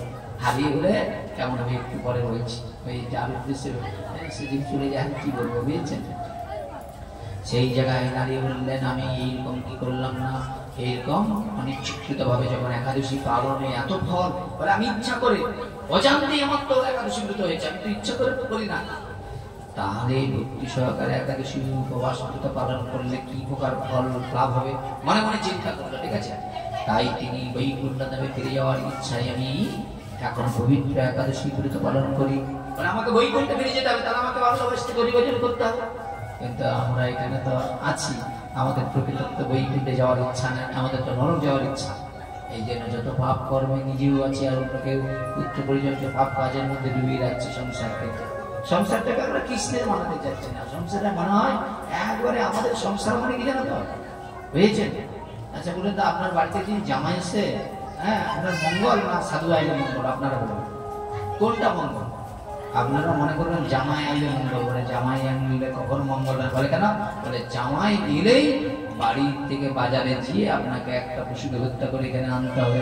আর যেদিন তোমার বাড়িতে সাধু আসে কি হবে, বাজার থেকে একবার ফল টল সব সবজি নিয়ে এলেন, সাধু কি করবেন, ভগবানকে রন্ধন করে ভোগ নিবেদন করে আপনাদের প্রসাদ দিলেন। শুধু এই প্রসাদটা আপনি গ্রহণ করবেন, আপনার পূর্বপুরুষের মঙ্গল হয়ে যাবে। তাই গৌর প্রেমানন্দে আপনার তো হবেই হবে পূর্বপুরুষের।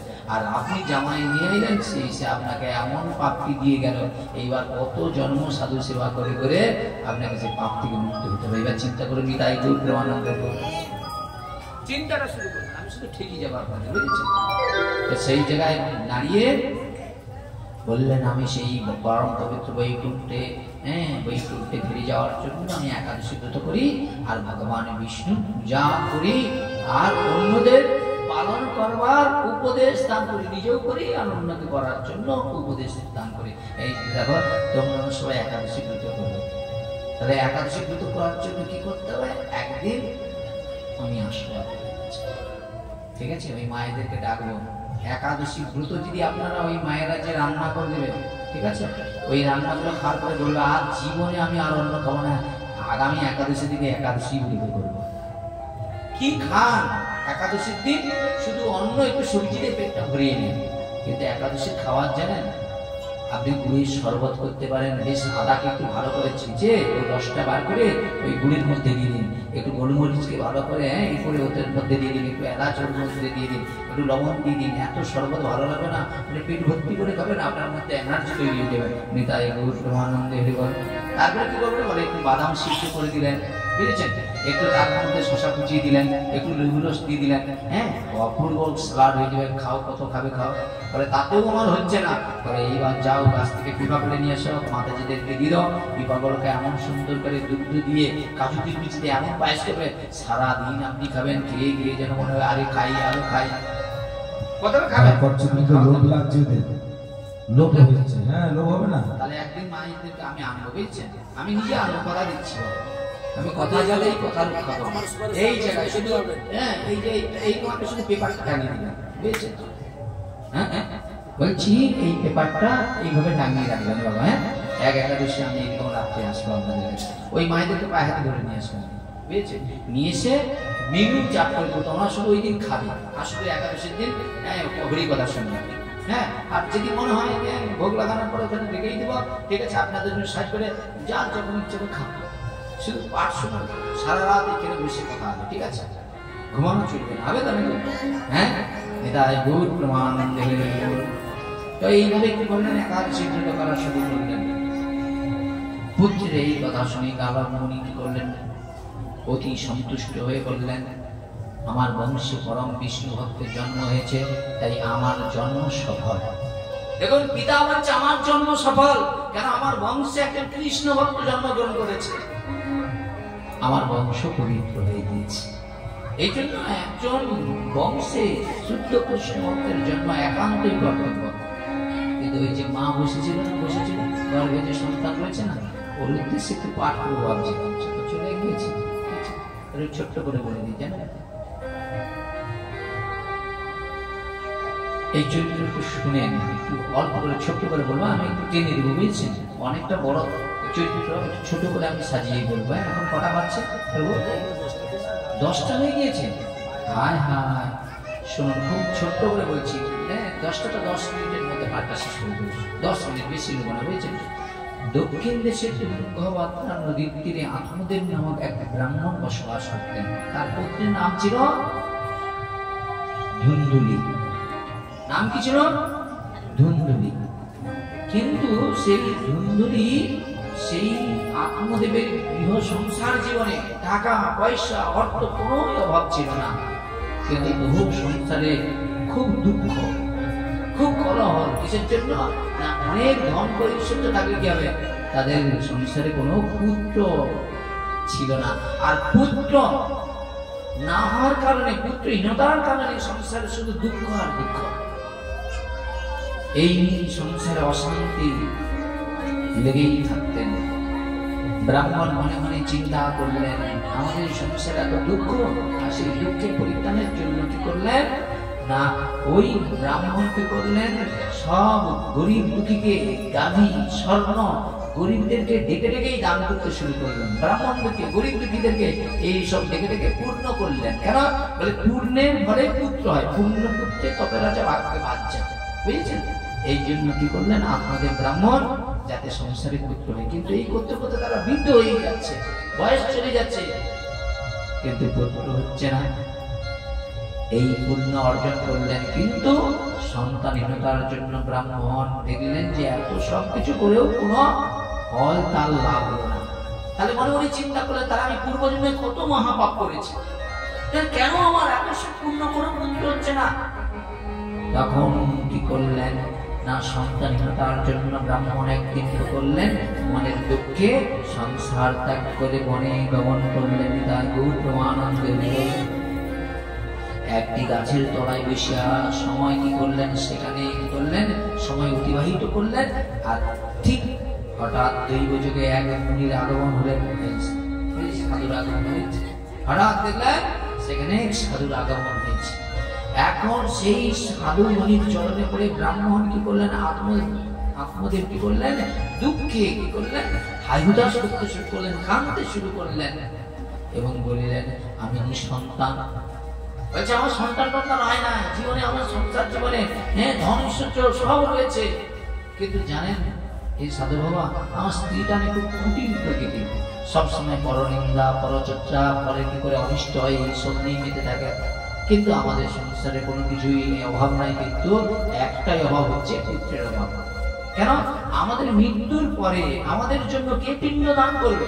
এই জন্য বংশে একজন সৎ বৈষ্ণবের জন্ম প্রয়োজন, একটা সৎ পুত্রের প্রয়োজন।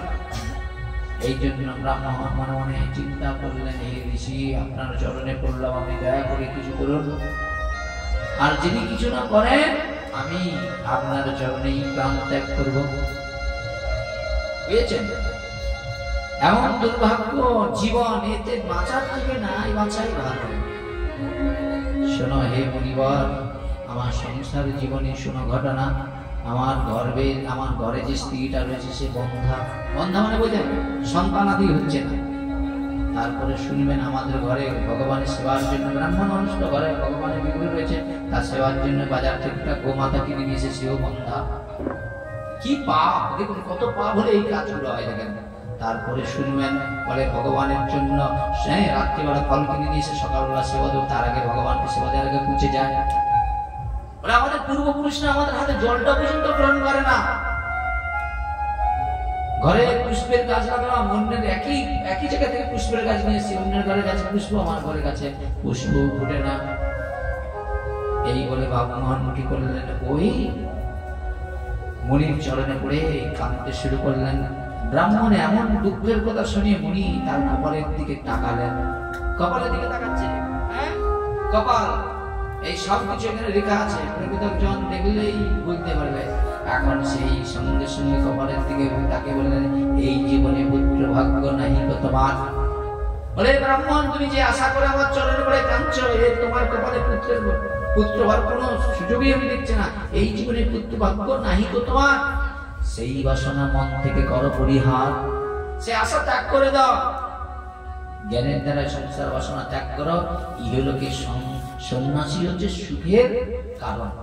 বাবার কোন চিন্তা নেই, ছেলেও নেই, কন্যাও নেই, পরিজন নেই, পরমানন্দে যেখানে যায় পরমানন্দে ভগবানের নাম করার প্রসাদ পায়। ছেড়ে যাওয়ার কোনো ব্যাপার আছে নাকি? তুমি ছেড়ে এখানে আসছে লাল বাবা, কোনো চিন্তা নেই। আর আমাদের মতো জন এখনো কি করছে, ধরে রাখছে, জানি সুখ পাবো, সুখের বিনিময়ে শুধু দুঃখ আর দুঃখ হয়েছে। সেই জায়গায় দাঁড়িয়ে বললেন, তখন ব্রাহ্মণ বললেন, আমি কোনো কথাই শুনবো না, যে কোনো কারণেই হোক আমাকে একটা পুত্র দান করতেই হবে। তখন ব্রাহ্মণ যে কপালের দিকে তাকে বলছে, তোমার 7 জন্মে কোনো পুত্র লাভ হবে না। কয় জন্মে? 7 জন্মে পুত্র লাভ হবে না। আচ্ছা বলেন তো সেই ব্রাহ্মণ মনে মনে চিন্তা করতেন, বিদগ্ধ ব্রাহ্মণ তো বলে, একমাত্রই যারা নিজের জীবনকে ভগবানের সেবায় উৎসর্গ করে দিয়েছে এমন সাধুর কাছে গেলে এই সাধু কোনো সমস্যা সমাধান করেই দিবে। এই চিন্তা করে কি করলেন, সেই সাধুর চরণে পড়ে কাঁদতে শুরু করলেন। বলছে আপনাকে যে কোনো কারণবশত আমাকে পুত্র দিতেই হবে, না হলে আমি আপনার সামনেই আপনার চরণে পড়েই আত্মহত্যা করে মৃত্যুবরণ করব। সন্ন্যাসী বললেন, এ তো অবস্থা খারাপ, কি করে যেতে সান্ত্বনা দিতে হবে। তখন বললেন, যাহার উদ্যম নষ্ট হয় দৈবের দ্বারাই, সেই জন্য জীবনে প্রভু সুখ নাহি পায়। বলে দৈব বসে যদি, এই দেখেন আমাকে দেখেন দৈব বসে কি চক্রে পড়ে আছে, বুঝেছে, কিন্তু ওটাকে ভাবার দরকার, ওইটাকে মনে করতে হবে পরম সুখ। এখন সেই সন্ন্যাসী বললেন, বিধির উপরে হঠৎকারী করতে যে রাজা চিত্রকেতু অশেষ কষ্ট ভোগ করেছিল। এই চিত্রকেতু শ্রীমদ্ ভাগবত মহাপুরাণে বলছে একটা নয় 1 কোটি বিবাহ করেছে পুত্রের জন্য, একটা নয় 1 কোটি, কিন্তু কোন পুত্র তার লাভ হলো না। লাস্টে কি করলেন, ওই নারদের কথা শুনে একটা পুত্রষ্টি যজ্ঞ করলেন, আর সেই যজ্ঞের চরু বড় রানী ভক্তি সহকারে খেয়েছিল, তার গর্ভে একটা সন্তান এসেছিল। কি দুর্ভাগ্যের ব্যাপার! আচ্ছা, সন্তান যে যে রানীর গর্ভে এসেছে, রাজা ওখানে বেশি যাওয়া আসা করলো, আর সবাই হিংসা করা শুরু করলো। এইবার যেই সন্তান প্রসব করেছে, বিষ খাবে সন্তান বেঁচে গেছে।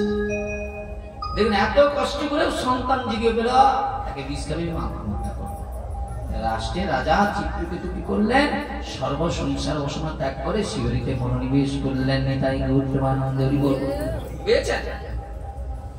এখন সেই জায়গায় বলছে, শোনো, এইভাবে চিত্রকেতুকে অনেক কষ্ট ভোগ করতে হয়েছিল। তুমি তো ভীষণ জেদি দেখছি,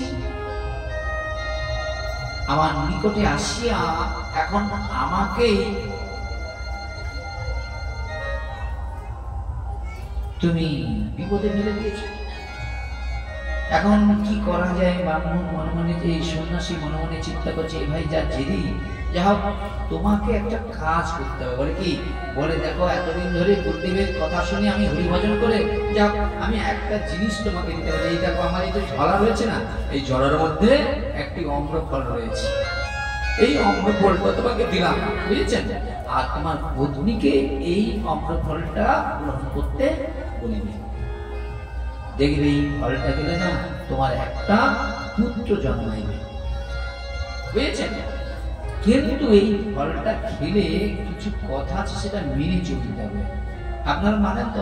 গর্ভের সন্তান থাকলে মায়েদের এই কথাগুলো মানতে হবে। কি কি বলে? 1 বৎসর পর্যন্ত তোমার পত্নী যদি সত্য, শৌচ, দয়া, দানে রত থাকে, তাহলে তোমার পুত্র নির্মল স্বভাবী এবং জ্ঞানী হয়ে উঠবে। কিন্তু কি বলবো মা, গর্ভে সন্তান এসে গেলে আর খাবার দাবারের কোনো বাদ বিচার থাকে না। সত্য, শৌচ, দয়া, দান, তপ, মানে বাইরেও পরিষ্কার, ভিতরেও পরিষ্কার। আপনি যেরকম আহার করবেন, সেই প্রকারে সন্তান পৃথিবীতে আসবে। একটু ভালো করে দেখবেন, পরীক্ষা করে নিবেন। দুটো সন্তান নেবে, একটা বেলা একবারে পুরো শাস্ত্র মেনে সন্তান নেবে, আরেকটা বেলা যা খুশি তাই করবেন। দুইটাকে দেখবেন সম্পূর্ণ আকাশ পাতাল তফাৎ। এই পরীক্ষা করে দেখবেন। নিরামিষ খাবে, ভগবানকে নিবেদিত প্রসাদ খাবে, গর্ভের সন্তান আশা থেকে, বুঝেছেন? আরেকটা বেলা কোনো কিছু করার দরকার, দেখবেন প্রমাণ পেয়ে যাবেন ওখানে, বুঝেছেন?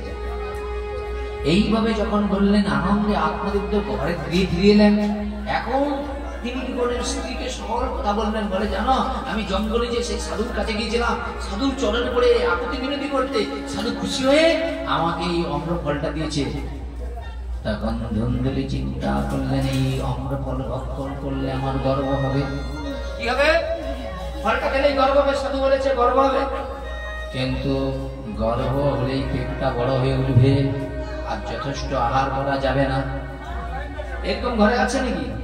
হ্যাঁ, দেখুন, স্বামী যাচ্ছে, আর এখন সে চিন্তা করছে গর্ভে যখন সন্তানটা হবে, গর্ভটা সন্তান হবে, এখন গর্ভটা এই ফলটা খেলে গর্ভ তো পেটটা বড় হবে, আর পেট বড় হয়ে গেলে যথেষ্ট আহার করা যাবে না, দেহের বল তো কমে কি ক্ষীণ হয়ে যাবে, মানে দুর্বল হয়ে যাবে। নরদরা এসে কি করবে, আমার চোখে লাগে দিয়ে বাড়ির সব পিতলের বাসন টাসন যদি নিয়ে বাড়ি যায়। দেখেন, চিন্তা দেখেন। এইভাবে মনে চিন্তা করছেন, শুনেছি সুখদেব নাকি মায়ের গর্ভে 16 বছর ছিল, তেমনি যদি হয় তাহলে প্রসব করবো কেমন করে। এইবার দেখুন, ফল খাচ্ছে না, কিন্তু চিন্তা হচ্ছে। এবার বলছি, গর্ভে যে সন্তানটা যে হবে, আর যদি গর্ভটা যখন বড় হয়ে যাবে, আর 2 বছর যদি ঘরে আগুন লেগে যায়, এত বড় পেট নিয়ে ছুটবো কেমন করে। এবার মনে চিন্তা করছে যে গর্ভটা তো বড় হয়ে যাবে, যদি গ্রামে যদি ডাকাত পড়ে, আমি ডাকাত হয়ে এত বড় পেট নিয়ে ছুটবো কেমন করে। সুখদেবের মতো যদি সন্তান আসে, 16 বছর যেমন ছিল, তারপরে নাকি শুনেছি নাকি বলে প্রসব যন্ত্রণা নাকি ভয়ঙ্কর, বড় কষ্টকর। তারপরে ওই প্রসবের সময় যদি সন্তান একবার একটু আঁকা বাঁকা হয়, তাহলে তো আমার জীবনটাই চলে যাবে। তাই চিন্তা দেখুন। এই জন্য দেখবেন এখনকার দিনে ভাই, আগেকার মায়েরা 8টা 10টা যে কোনো চিন্তা নেই, এখানে একটা হলে বলে ওইখানেই গাড়ি ব্রেক মারো। বলছে আমার পারা যাবে নি বাবা, অত সূত্রে কষ্ট পারা যাবে। ঠিক আছে।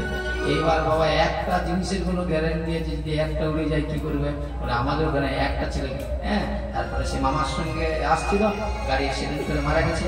আবার সে অনেক টাকা মানে অর্থ আছে, তো ভালো অনেক অর্থ আছে। তারপরে সে কলকাতার একটা ডাক্তার আছে, আবার ওইটাকে কেটিয়ে আবার কি করে আবার পুত্র হচ্ছে। তাই গৌরী উন্নতি এখন অনেক টাকা পয়সা দিলে অনেক কিছু হয়, বুঝেছেন, অনেক কিছু হয়। এখন তো যদি সন্তান না হইতে টাকা দাও, সন্তান এসে যাবে, তাই গৌরী বল কি বাবা, বুঝেছেন। কিন্তু ওই সন্তানটা কেমন হবে তোমার মতো হবে নাকি, তুমি যেদিকে যাবে সে বিপরীত দিকে যাবে, বুঝেছেন। এইভাবে ভাই বল যুদ্ধ হয়ে সংসার ধ্বংসের মুখে পড়বে। এইভাবে কি করলেন স্বামীর সেই পদার্থ ফল কি করলেন, গ্রহণ না করে এত সব চিন্তা করতে শুরু করলেন। মনে মনে চিন্তা করলেন আমার দেহটা তো কমল, হ্যাঁ, আর আমি এত কষ্ট সহ্য করতে পারবো না। এই চিন্তা করে ধুন্দুলি কি করলেন, আমটাকে লুকিয়ে রাখলেন। এই জন্য অনেকে দেখবেন প্রসাদ দিতে তো দেখো ভগবানের প্রসাদ কি করে, প্রসাদ খেলে যদি কৃষ্ণ ভক্ত জীবনে ভাসি বলেছে খাবেন প্রসাদ, কিন্তু শীতল আর ভোগ বলা ছুটবে ঘুরে ঘুরে বেরিয়ে আমরা দেখি ও নিয়ে যে প্রসাদ দিয়েছে শীতলার ভোগে যে মাছ থাকে, কিন্তু জানেনি ওইটা ভোগ মানে মানুষকে কর্মবন্ধনের মধ্যে আপনাকে ফেলে দিবে, কিন্তু প্রসাদ আপনাকে কর্মবন্ধন মুক্ত করে দিবে। এই জন্য বলছে প্রসাদ প্রসাদ প্রসাদ পায়ে, প্রসাদ সহজ নয়, জানিয়া শুনিয়া প্রসাদ পাইলে গুরুধাম বুদ্ধি লাভ হয়। এত সহজ জিনিস নয় প্রসাদ। এইবার সঙ্গে সঙ্গে কি করলেন, সেই অমরা ফলটা লুকিয়ে রেখেছি। এখন সে কি করলেন, এক পাড়ার বান্ধবীকে সইকে বলতে শুরু করলেন, পরস্পরের মধ্যে আলোচনা হলো। হ্যাঁ, আলোচনা বলতে বলতে বলছি যেন আমার জীবনে আমি ঈশ্বর সহ্য করতে পারবো না। হঠাৎ এখন দৈব বসে তার দরিদ্র ভগ্নী এখন ফিরে এসেছে। এখন ওই যে ভগ্নী এসেছে, এখন ভগ্নীকে বলতে শুরু করে, মানে দিদি বোনকে বলা শুরু করেছে। হ্যাঁ, তখন বোন বলছে দিদি তোমার কোনো চিন্তা না, বলে এইরকম বোনের দরকার আছে জগতে, বুঝেছে, বলে চিন্তা নাই। বলে কেন, বলে আমি এখন গর্ভবতী, আমার গর্ভে এখন একটা সন্তান রয়েছে, আর আমার যখন সন্তান হইবে তখন সেই সন্তান আমি তোমাকে সে দিয়ে যাব। কিন্তু শোনো দিদি, ততদিন তুমি গর্ভবতীর মতো আপনার গৃহে কর সুখে যাপন। বলে তুমি গর্ভবতীর মতো থাকবে, কিরকম করবে জানো তো, কাপড়টাকে এমন করে রাখবে, বাঁধবে, তোমার স্বামী মনে করবে আম খেছে আর সন্তান মনে পেরে আসছে। অভিনয় না, ওই যে আমরা ছোটবেলায় সে কৃষ্ণ যাত্রা দেখতাম না, ছেঁড়া যাত্রা জুতা টুতা নিয়ে এসে বিভিন্ন রকম এক আচার ব্যাপার এরকম পেটে করে এরকম আমাদেরকে শেষে লাচাতো, আমরা ভয় আনন্দ পেতাম। হ্যাঁ, আপনারা দেখেছেন কৃষ্ণ যাত্রা দেখেছেন না, চালে আছে চাল কুমড়া, ডালে আছে ডালিম, কত কিছু অভিনয় দেখাতো। ছিঁড়া, হ্যাঁ, ছাতার কত জায়গায় ছিঁড়া, জামার যে কত জায়গায় কালি তার ঠিক নাই, সে আলাদা ভাবে এইসব এমন ভাবে অভিনয় করতে সেসব কোথায় হারিয়ে গেছে কি সব আগে আমরা দেখতাম, বুঝেছেন তো। চুন টুন দিয়ে সে কি হয় অনেক করবে পারবে না, বাচ্চাকে তো প্রচুর হাসে, বাচ্চা যেদিকে দেখবে সেই দিকে ঠেলে নিয়ে চলে যাবে, চুপ করে পড়ি বলি ওর কি চিন্তা, বুঝেছেন। তার সঙ্গে সঙ্গে কি করলেন, বললেন আমার স্বামীকে যদি তুমি কিছু অর্থ দাও তাহলে আমি নিত্য এসে পেটে স্তনপান করে বড় করিয়া তুলব। দিদির সঙ্গে সব কথা ফাইনাল হয়ে যাচ্ছে, কি বলছে বুঝেছেন। এখন বলছে দিদি, বলে কি, বলে ওই যে সাধু যে ফলটা দিয়েছে সেটা কোথায় রাখছে, বলে সেটা লুকিয়ে রাখছি। বলে দিদি তুমি একটা কাজ করো, বলে কি, বলে ওই যে তোমার ঘরে একটা মাজা গরু রয়েছে না, বন্ধা গরু, তুমি একটা কাজ করো না দিদি, ওই ফলটা, ওই অন্ধ ফলটা কি ওই গরুকে খাইয়ে দাও, আশা করি ওর একটা বাছুর হয়ে যাবে। কারণ সাধু তো যা বলে তাই হয়ে যায়, তাই গৌর আনন্দে নিজে না খেয়ে কি করছে, সে গোমাতাকে খাইতে চায়, কিসের জন্য, বাছুর হবে। কিন্তু এখন দেখা যায় বাছুর হয় না। হ্যাঁ, সাধুকে বলছে পুত্র হবে, পুত্র হবে না বাছুর হবে, হ্যাঁ কি হবে আপনারা বলেন, দিদিরা বলেন কি হবে। এখন শুনুন, একজন সাধু একজনকে ফল দিয়েছে, এখন বলছে তোমার স্ত্রী এই ফলটা খেলে কি হবে, একটা সুসন্তানের সন্তান প্রসব করতে পারবে। কিন্তু সেই ফলটা নিজেরা গ্রহণ করে এখন তাদের ঘরে একটা বন্ধা গরু ছিল, তাকে খাইয়ে দিয়েছে, এখন ওর গর্ভে সন্তান হবে, না হচ্ছে গরুর বাছুর হবে বলেন? বাছুর হবে, তাহলে তুমি আমি চেপে দেবে ভাবছি যদিও একটা পেন দিতাম সে বলে আর হবে না, কি দেখেন দেখা যাক। আপনি বলেছেন কিন্তু প্রশ্নটা আপনার ছিল না, ওখানে ছিল। এখন ভগ্নির কথা শুনে কি করলেন? ধুন্দুলি তাই করলেন। কিছুদিন পরে সেই ভগ্নি কি করলেন? একটা পুত্র সন্তান প্রসব করলেন। রাত্রিতে ধুন্দুলিকে কি করলেন? গোপনে দিয়ে গেলেন সন্তানটা, গোপনে রাত্রি অন্ধকারে। যত পাপ কাজ হয় কোন সময়? দিনের আলো, তাহলে রাত্রে আলো বেশি। এখন কিন্তু আগে রাতে হতো, এখন বেশি দিনেই চুরি। আপনার বাড়ির ছেলেটাকে শিক্ষায় শিক্ষিত করেছেন কলমে চুরি মারা করেছে, বুঝেছেন? কলম দিয়ে। এই তো আমি খবর দেখতেছি নাকি ট্যাপের টাকা নাকি চুরি হয়ে মানে উল্টা চলে গেছে, সে কথা এতে বিহারি বাড়ি আছে। কি অবস্থা, ইন্টারনেটের চুরি। কি দিন আসছে ভাই, তোর গড় চুরি, কোথা দিয়ে মাথা কাজ করবে না চুরি। তো সঙ্গে সঙ্গে কি করলেন না, ওই গর্ভে সন্তানটা কি করেছে না, রাতের অন্ধকারে দিয়ে গিয়েছে। পরের দিন সকালে ধুন্দুলি তার স্বামীকে বললেন, শোনো আমি নির্ভীকে একটা পুত্র জন্ম দিয়েছি। আদবদেব আনন্দে কি করলেন, আনন্দ আর ধরছে না, সে বারবার সন্ন্যাসীকে অজস্র ধন্যবাদ দিচ্ছে। আমাদের ঘরে এতদিন পরে এই সাধু সন্ন্যাসী কি পায়, একটা গর্ভে সন্তান, পুত্র সন্তান আমার স্ত্রী লাভ করতে পেরেছে। এইবার বারবার সাধু সন্ন্যাসীকে কত না তিনি কি করছেন না, অজস্র ধন্যবাদ জানাচ্ছেন, প্রণাম জানাচ্ছেন। আনন্দে পুত্র জাতকর্ম আদি করলেন এবং দুজনকে কি করলেন, বহু ধনরত্ন দান করলেন। আচ্ছা বলুন, আপনাদের ঘরে যখন সন্তান আসে, সন্তান হয় ঘরে, হ্যাঁ, তখন গরিব দুঃখী ব্রাহ্মণকে দান করেন। তাহলে আপনার যে ছেলেটা বড় হলে সেও ব্রাহ্মণ বৈষ্ণবকে তো তবে দান করবে, আপনি দিয়ে রাখুন। কিন্তু আপনি তো দেননি, তাহলে ও সন্তান দিবে কি করে? ও ব্রাহ্মণকে দেওয়ার কথা আপনার মা বাবাকেই দিবে না, নিজের স্ত্রী পুত্রকে দিবে। নিজের ইন্দ্র যেখানে চুরি থাকতে পারে যাবে সে তাকে দিবে, কিন্তু বাবা মাকে দিবে। দিয়ে রাখলে তো পাবে, বুঝেছেন? তারপরে একদিন কি করলেন, ধুন্দুলি তার স্বামীকে বললেন, শোনো স্বামী গো, আমার স্তনে দুগ্ধ নাই, তাই শিশু পালন করিব কেমন করিয়া। এবার বলি একটা ঘটনা। আচ্ছা বলুন তো মা, এই যে আমরা বলি না, আমরা কি বলি, দেখো আমি যে এই দেখ তোকে গর্ভে ধারণ করে তোকে এসে যে স্তনের দুগ্ধ খাবেছি, আমার এই দুগ্ধের একটু ঋণ দিতে হবে, ঋণ শোধ করতে পারি, বলে না? আচ্ছা বলুন তো মা, এই যে ধুন্দুলি এই সাধুর দেওয়া ফলটাকে গ্রহণ করেছিল, করে নাই? হ্যাঁ, এখন যদি কোনো মায়ের গর্ভে সন্তান আসে তবে কিন্তু তার স্তনের মধ্যে দুগ্ধ আসবে, না হলে কিন্তু মাথা খুললেও এক ফোঁটাও আসবে না, বুঝেছে? আসবে না। তাহলে সেই জায়গায় দাঁড়িয়ে এখন ধুন্দুলির গর্ভে তো সন্তান হয় নাই, তাহলে ওই স্তনে দুগ্ধ আসবে কেমন করে? আসতে পারে? কিন্তু কলিযুগে আসবে, বলে যাচ্ছে কলিযুগে আসবে। প্রমাণ দেখে, যদি সে অসৎ কর্ম করবে না, প্রমাণ এইটা হলো প্রমাণ। এই জন্য সাধু ভক্তিপথে যারা আছেন, যারা অসৎ নারী হবে, ফট করে স্বামী যদি চাল লাগাচ্ছেন ফট করে বলবে, আমি পুরা একবার খুলে আম শিখিয়ে দিচ্ছি, ঠকানোর কোনো গল্প নাই, শিখিয়ে দিচ্ছি, বুঝেছেন? ওইখানে ধরা পড়ে যাবো ওই মেয়েটা সঠিক কি বুঝি, বুঝেছেন? এই জন্য খুব সাবধান, আমি পুরা সবাইকে শিখিয়ে দিচ্ছি, যারা অসৎ করবে ধরা পড়ে যাবে, স্বামীর ঘর করতে হবে, খুব সাবধান। তো দেখবেন বিবাহের আগে যদি কোনো নারীর গর্ভে সন্তান এসে যায়, সে যদি গর্ভপাত করেই দেয় লুকিয়ে, তারপরে দেখবেন ওইখানেই ধরা পড়ে যাবে। চাল্লাক করে দেই আমি সবাই, ঠকালে ঠকে যাবে, হ্যাঁ, বুঝেছেন? তো সেই জায়গায় দাঁড়িয়ে কি করলেন, ধুন্দুলি কি করেছে, এখন সন্তানের তো মা হয় নাই, এখন বলছে স্বামীকে, বলছে শোনো স্বামী গো, বলে আমার গর্ভের যে সন্তান, এখন আমার স্তনের দুগ্ধ নাই, শিশুকে পালন করবো কেমন করে? আরে তোর গর্ভের সন্তান বলে তো তোর স্তনের দুগ্ধ আসে, নাকি এমনি চলে আসবে?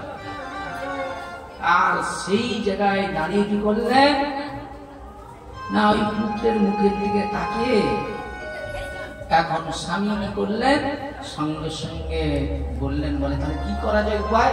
বলে আমার বোন কয়েকটা দিন আগে ওই একটি সন্তান জন্ম দিয়েছে, জন্ম গ্রহণ করবার পরেই সন্তানটি মারা গিয়েছে। খুব মনে শুনবেন, সন্তানটা জন্ম দেওয়ার পরেই মারা গিয়েছে। এখন শোনো স্বামী, তাই সেই আমার ভগ্নীকে নিয়ে এসে যদি আমার ঘরে রাখি, আর সেই আমার ভগ্নীর সেই দুগ্ধ পান করে আমাদের এই পুত্র সন্তান একটু একটু করে বড় হয়ে যাবে। কিন্তু দেখেছেন কি চালাকি, কিন্তু সন্তানটাও তার, হ্যাঁ, আর তাকে নিয়ে এসে ঘরে বাস করছে। কিন্তু এমন ঘটনা কেউ জানে, গোপনে সব চলছে। পেয়েছেন? ব্রাহ্মণ কি করলেন, পুত্রের মুখের দিকে তাকিয়ে রাজি হলেন। ধুন্দুলি কি করলেন, ভগ্নীকে একবারে আসিয়া পুত্রকে লালন পালন করতে শুরু করলেন। আচ্ছা, এখানে প্রভু অনেক সময় ধরে হরিকথা বলছেন, কিন্তু একটা কথা আপনাদের হৃদয়ে হাত দিয়ে আপনাদের এই বিশ্বাস আছে, অপরকে ঠকালে নিজেকে ঠকতে হয়, এটা আপনাদের জানা আছে নিশ্চয়ই। তো এখানে যখনই এই ধুন্দুলি নামক যে আত্মদেবের স্ত্রী, সে যখনই তার বোনের সহযোগিতা নিতে চাইল, বোন তখন তাকে সহযোগিতা করলো। তখন দুজনে মিলে তাকে ঠকাচ্ছে। আত্মদেব ব্রাহ্মণ, নাম আপনাদের মনে থাকে না, এই জন্য কলম আপনারা পাবেন না, এই জন্য আমি মনে মনে করে দিয়ে যাচ্ছি আপনাদেরকে। এই আত্মদেবের যখন স্ত্রী আত্মদেবকে ঠকানো শুরু করলো, পরিণামে কি হলো? পরিণামে ওই যখন নিজের বোনকে নিয়ে এলো আপন ভেবে, স্বামী এখানে কিন্তু অপর হয়ে গেছে, ওই বোনটাই আপন হয়ে গেছে। পরিণামে সেই যে পুত্র সন্তান হয়েছিল, পুত্র সন্তান যে হয়েছিল, সেই পুত্র সন্তানকে স্তন দানের অজুহাত দেখে, এটা কিন্তু প্রকৃত সত্য নয়, অজুহাত দেখে পরের ছেলে পরের মা স্তন দান করবে কার করে? আত্মদেব ব্রাহ্মণের বাড়িতে। আর এই আত্মদেব ব্রাহ্মণকে এই সুযোগে মাধ্যম দিয়ে তার ঘরের মধ্যে যা কিছু, ও তো ঘরের মধ্যে বসে থাকবে, কে? আত্মদেবের স্ত্রী ধুন্দুলি যার নাম, ঘরের ভিতরে বসে থাকবে, আর ও সবকিছু অপহরণ করে ওই যে যাবে স্তন খাওয়াবে আর চলে যাবে। তাহলে কি যাচ্ছে আসছে কে? বোনটা যা কিছু অপহৃত হয়ে চলে যাচ্ছে বলে বাড়িতে। দেখুন ঠকাচ্ছে কাকে? পরিণামে পুত্র সন্তান হলো, তার নাম কি? ধুন্দুকারী। বলেন তাই গৌর প্রেমানন্দী। এইবার সন্তানের নাম রাখলো, কি নাম রাখলো? ধুন্দুকারী। মায়ের নাম কি করলো? ধুন্দুলি। আর পুত্রের নাম রাখলো ধুন্দুকারী। বুঝেছেন? এখন সেই পুত্র কি করলেন, ব্রাহ্মণ আনন্দের পুত্রের নাম রাখলেন ধুন্দুকারী। তার 3 মাস অতীত হয়ে গেল, মানে সন্তানটা যে বোনের সন্তানটাকে নিজের সন্তান বলে মানুষ করছে, এর 3 মাস পরে আত্মদেবের গৃহে যে গন্ধা গাভীটি রয়েছে, একটি পুত্র সন্তান প্রসব করলেন। কি করলেন?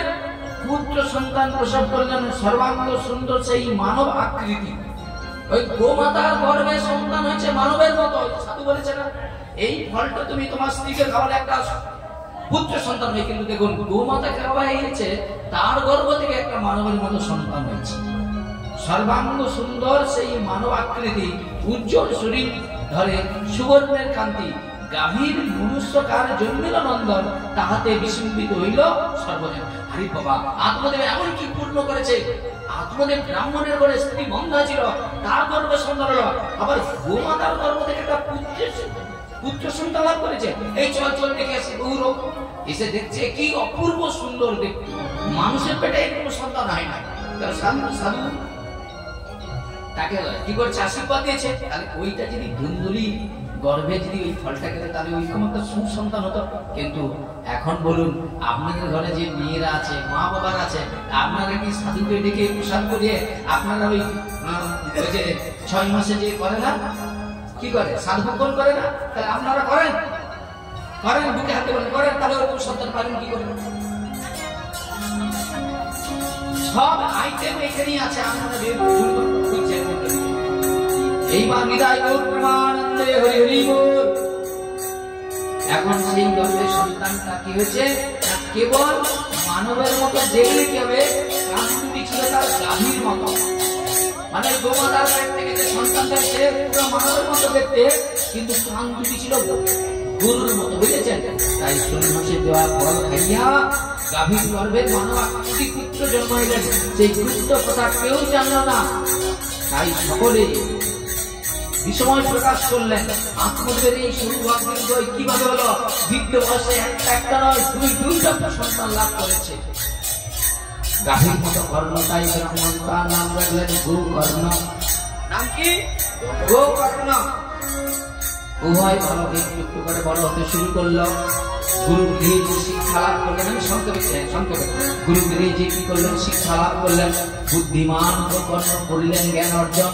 দেখুন, ওই যে বুদ্ধিমান গরুর পেটে যে সন্তান সাধুক্রিয়া পদস্থ ফল হচ্ছে বুদ্ধিমান গোকর্ণ করিয়া জ্ঞান অর্জন।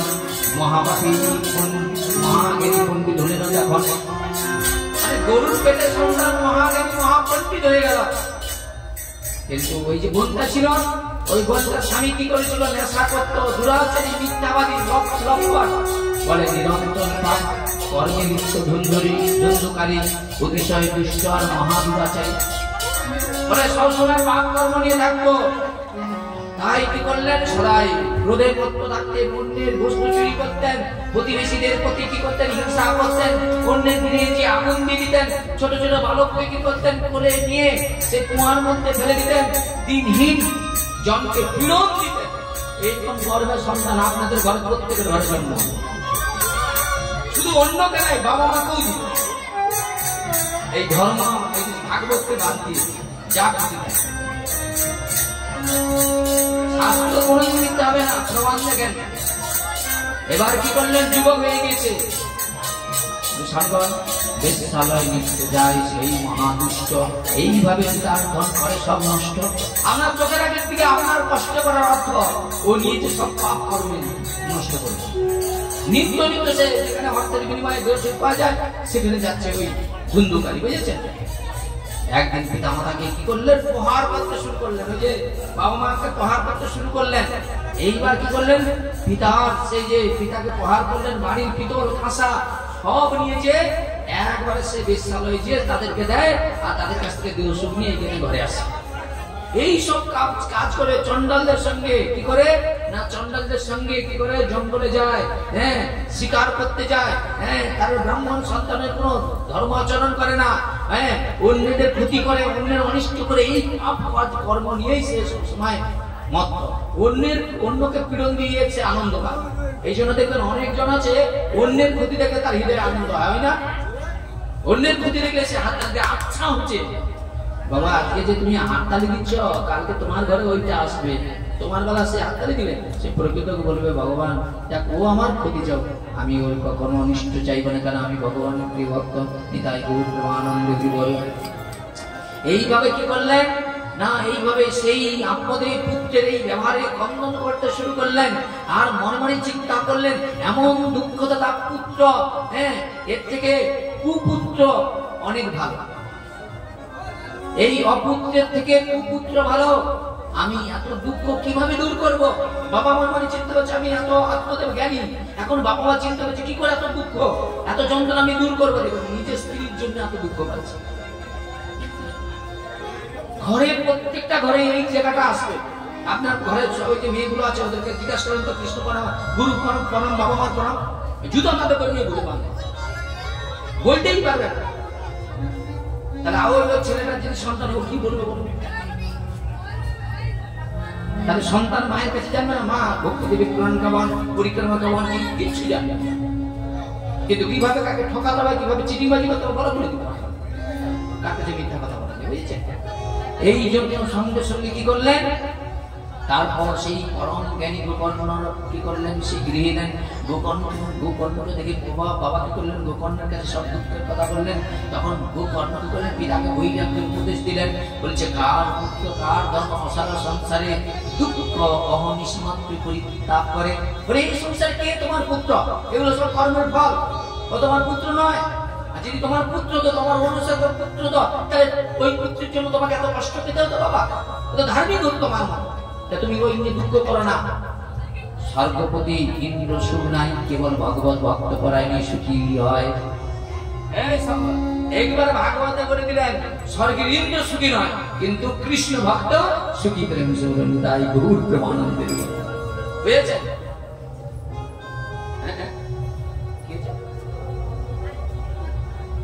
শিষ্ট একদিন তোর হয়ে যাবে, আমার হয়ে যাবে, শেষ আর কি, যা শুরু হচ্ছে তার তো শেষ আছে। সে অল্প আর যাই ঠকানো ভালো, কিন্তু লোক বেশি ঠকানো কথা। একবারে যদি একবারে কাটিং করে করে দেখলে অপরাধের রাখা সেখানে ছোট ছোট করে বলে যাচ্ছে, বুঝেছেন? বলছে আমি এবং আমার ভাব মোহ বাজয় নরক গমন, তাই হবে নিশ্চয়। এই যে আমি এবং আমার, এইটা আমার বাড়ি, এইটা আমার স্ত্রী, এইটা আমার পুত্র, এইটা আমার সবকিছু, তাহলে এই ভাব যদি কেউ রাখে তাকে নরকে যেতেই হবে। এখানে আমি এবং আমার বলে কিছু নেই। তাহলে আমি মনুষ্য জন্মটাকে কেন পেয়েছি? বলে কর্মের ফল ভোগ করবার জন্য আমাকে এখান থেকে ভগবানের কাছে ফিরে যেতে হবে, এর জন্যই মনুষ্য জন্ম। আপনার বাড়িতে দেখবেন একটা কুকুরকে দেখবেন, হ্যাঁ, রোজ দুটো দিদি দিছিল, হ্যাঁ, বিস্কুট দেয়, এটা সেটা দেয়, ও রাত্রেবেলা পাহারা দেয়। কিন্তু আপনার গর্ভের সন্তানটাকে অনেক কিছু দিবেন, বিপদের সময় একদিন হসপিটালে যে থাকতে যেন কি কষ্ট। বলে তুমি অন্য জড়তে বলো, আমার দ্বারা হবে পরিষ্কার কথা, বুঝছেন? এই করে সঙ্গে সঙ্গে গোকর্ণ বললেন এই পঞ্চভৌতিক শরীর একদিন বিনাশপ্রাপ্ত হইবে, তাই গৃহ পুত্র ধন এগুলো ত্যাগ করিয়া নির্জনে পিতা গমন করো, লৌকিক ধর্ম সব পরিত্যাগ করো, ভাগবত ধর্মের সেবা করো, সাধু সঙ্গ করো, সাধুর সেবার দ্বারা মনের মন হইতে কামনা তৃষ্ণা দূর করো, কখনো অপরের দোষ গুণ চিন্তা করিবে না, একমাত্রই ভগবানের অমৃত কথা পান করবে। প্রেম সুরনিতাই গৌর প্রেমানন্দের পুত্র পিতাকে দিচ্ছে জ্ঞান, ওই গরুর পেটের সন্তান যাকে আপনারা গোকর্ণ বলছেন, বুঝেছেন? সেই তো উপদেশ করছে, বলে পুত্রদের জ্ঞান গর্ভ উপদেশ শুনি আপনাদের কি করলেন? সংসার বাসনা সর্বস্ব কিছু ত্যাগ করে ভগবান শ্রীহরির সেবায় নিজেকে নিযুক্ত করলেন। প্রত্যেকের শ্রীমদ ভাগবত নৃত্য উদ্ধান করতেন এবং শ্রীকৃষ্ণের চরণ লাভ করে তিনি ধন্য হয়ে গেলেন। হৃদয় গুরু আপনাদের বেঁচে গেল। এবার দেখা যাক ধুন্দুলি কি পরিস্থিতি থাকে। আত্মদেব যেই মনে চলিয়ে যাওয়ার পরে পিতার কি করলেন? সকল গোপন ধন লাভের জন্য ধুন্ধুকারী কি করলেন? মাকে প্রহার করলেন, জ্বলন্ত কাষ্ঠ দিয়ে কি করে বিরোধ করতে শুরু করলেন। ওই যে উনান জ্বলছে না, ও তো এখন গ্যাস, যেরকম ভালো এরকম কাঠ দিয়ে হয় না, সে জ্বলন্ত কাঠ দিয়ে মাকে সে প্রহার করছে ধুন্ধুকারী। এই জন্য আপনারা দেখেন টিভিতে অর্থের জন্য বাবাকে মেরে দিচ্ছে, সন্তানকে মেরে দিচ্ছে। কেন? এরা ধর্মের মধ্যে সন্তানকে রাখে না, ধর্ম আচরণ শিখায় না, সাধু সঙ্গ করায় না, সব পাষণ্ড একটা সন্তান জন্মগ্রহণ করেছে। পিতা মাতাকে কিন্তু মাকে কি করছে? জ্বলন্ত কাঠ দিয়ে পিটছে। এবার যখন তোমার চোখের আগে দিকে যদি তোমার সন্তান পিঠে, সন্তানের শক্তি বেশি না, তোমার বুড়ো বয়স তোমাকেও ডুগাতে কি করবে? কার কাছে জানাবে? বলে এইসব দুঃখের কথা। বুঝছেন? সঙ্গে সঙ্গে কি করলেন না, ধুন্ধুকারী কি করলেন? মাকে যখন এরকম জ্বলন্ত কাঠ দিয়ে প্রহার করছে, পুত্রের এইরকম ব্যবহারে ধুন্ধুকারী কি করলেন? ধুন্ধুকারীদের অত্যাচারে ধুন্ধুলি মনে মনে চিন্তা করলেন, আমি যদি ওই সাধুর প্রদত্ত ফলটা খেতাম, তাহলে কি আমি ওই পুত্রটা এইভাবে মার খেতাম? আমার পুত্র কত জ্ঞানী, তিনি মায়ের সংসার ত্যাগ করে তিনি মন মন্দিরে ঘুরে বেড়াচ্ছে, আর আমি আমার বোনের সেই দুরাচারী বোনের কথা শুনে তার পুত্রকে নিয়ে লালন পালন করো, সেই পুত্র আমাকে এইভাবে প্রহার করছে। মনের দুঃখে কি করলেন? রাতের অন্ধকারে কুয়ার মধ্যে পড়ে মৃত্যুবরণ করলেন। বুঝেছেন? এইবার বললেন সুখ দুঃখ শত্রু মিত্র মান অপমান গোকর্ণের অন্তরে নাহি দ্বন্দ্বের স্থান। বলে সাধুর যেমন সুখ আর দুঃখ, শত্রু মিত্র মান অপমান, গোকর্ণের অন্তরে নাহি দ্বন্দ্বের স্থান, তথাপি খলের সনে বাস করি হাত। এই দেখুন, বলে এগুলো দেখুন, যদি কেউ নিন্দা করে, কেউ খারাপ করে, সাধু কি করবো? বলে জেনে নিবে এই লোকটি খল, এখানে আর আসবে না। টাকা দিলেও সে তো টাকার জন্য আসবে না, সেই জায়গা ত্যাগ করে দেবে। সাধু ত্যাগ করলেই আপনি পড়ে যাবেন নরকে। বুঝেছেন? এখানে সাধু দেখেন, সাধুকে যারা আশ্রয় করে তাদের জীবনে পড়ে যাওয়ার ভয় নাই। সাধু সর্বস্ব সমস্যার সমাধান করতে পারেন। তখনই কি করলেন? বললে তথাপি ঘরের সঙ্গে বাস করিহার বাহির হলেন, তিনি তীর্থে বেরিয়ে গেলেন। ধুন্ধুকারী মনে মনে আনন্দ আর ধরল না, মামু চলে গেছে, বাবাও চলে গেছে, এখন সব সম্পত্তি কেবল আমার একা। বুঝেছেন? এইবার কি করলেন? সেই ধুন্ধুকারী কি করলেন? যেই বিশ্বলয়ে যাওয়ার জন্য কাঁসা টাসা নিয়ে যেত মাত্র, এখন সে কি করেছে? সেই 5 জন বেশ্যাকে নিয়ে তার সহিত ওই গৃহেতে বসবাস করা শুরু করে দিলেন। কি দিন! আমাদের সত্যি বলছি আশপাশে একটা ছেলে আমার 8 বয়সী, সেদিন তাদের পাড়া ছেলে 3খানা বিয়ে করছে। আমি বলি ও 3খানা বিয়ে করছে, বয়সটা কত? ও মা কি বলে বাচ্চার মানে নাক টিকলে 3টা বিবাহ করছে, বিশ্বাস করে আমি দেখেও হতবাক। আমাদের ওইখানে সত্যি করে একটা মেয়ে 11 বছরের সন্তানের মা আছে। এগুলো বাঁচবে, এ বাঁচাতে পারবে? এর জন্য বাবা একটু ধৈর্য ধরে চলতে হবে, বুঝছেন? তো সেই বিশ্বাকে নিয়ে কি করলেন, ধন্ধকারী সংসারে বসবাস করলেন। তাদের ভোগবস্তু সংগ্রহের জন্য সদা সর্বদা মানে ব্যস্ত থাকতেন। একদিন কুটলাবন কি করলেন, ধন্ধকারীকে বললেন আদর করিয়া অলঙ্কারের জন্য, তাহাদের দিকে মনোরক্ষার জন্য ধন্ধকারী বাড়ির বাইরে গিয়ে একবারে কি করলেন, চুরি ডাকাতি করে সুন্দর সুন্দর কাপড় গয়না গাটি সংগ্রহ করে আনিয়া দিলেন তাদের হাতে, ওই বিশ্বাসের হাতে, বুঝেছেন? তখন সেই কুলোটাগণ মনে মনে চিন্তা করলেন এত গয়না ধন্ধকারী কোথায় পেল? নিশ্চয়ই চুরি করিয়াছেন রাজার বাড়িতে।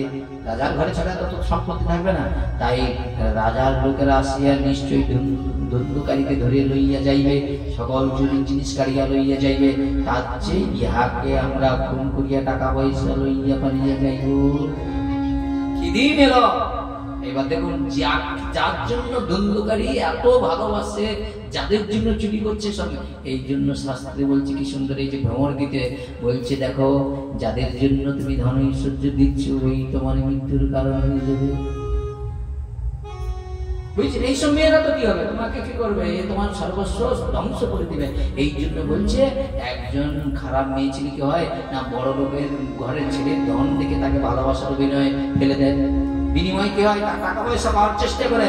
যেই দিন ছেলেটার টাকা পয়সা ভরিয়ে যাবে, ওই মেয়েটা তার দিকে আর ঘুরে তাকাবে না। এটাই গৌর প্রেমানন্দে বুঝেছেন?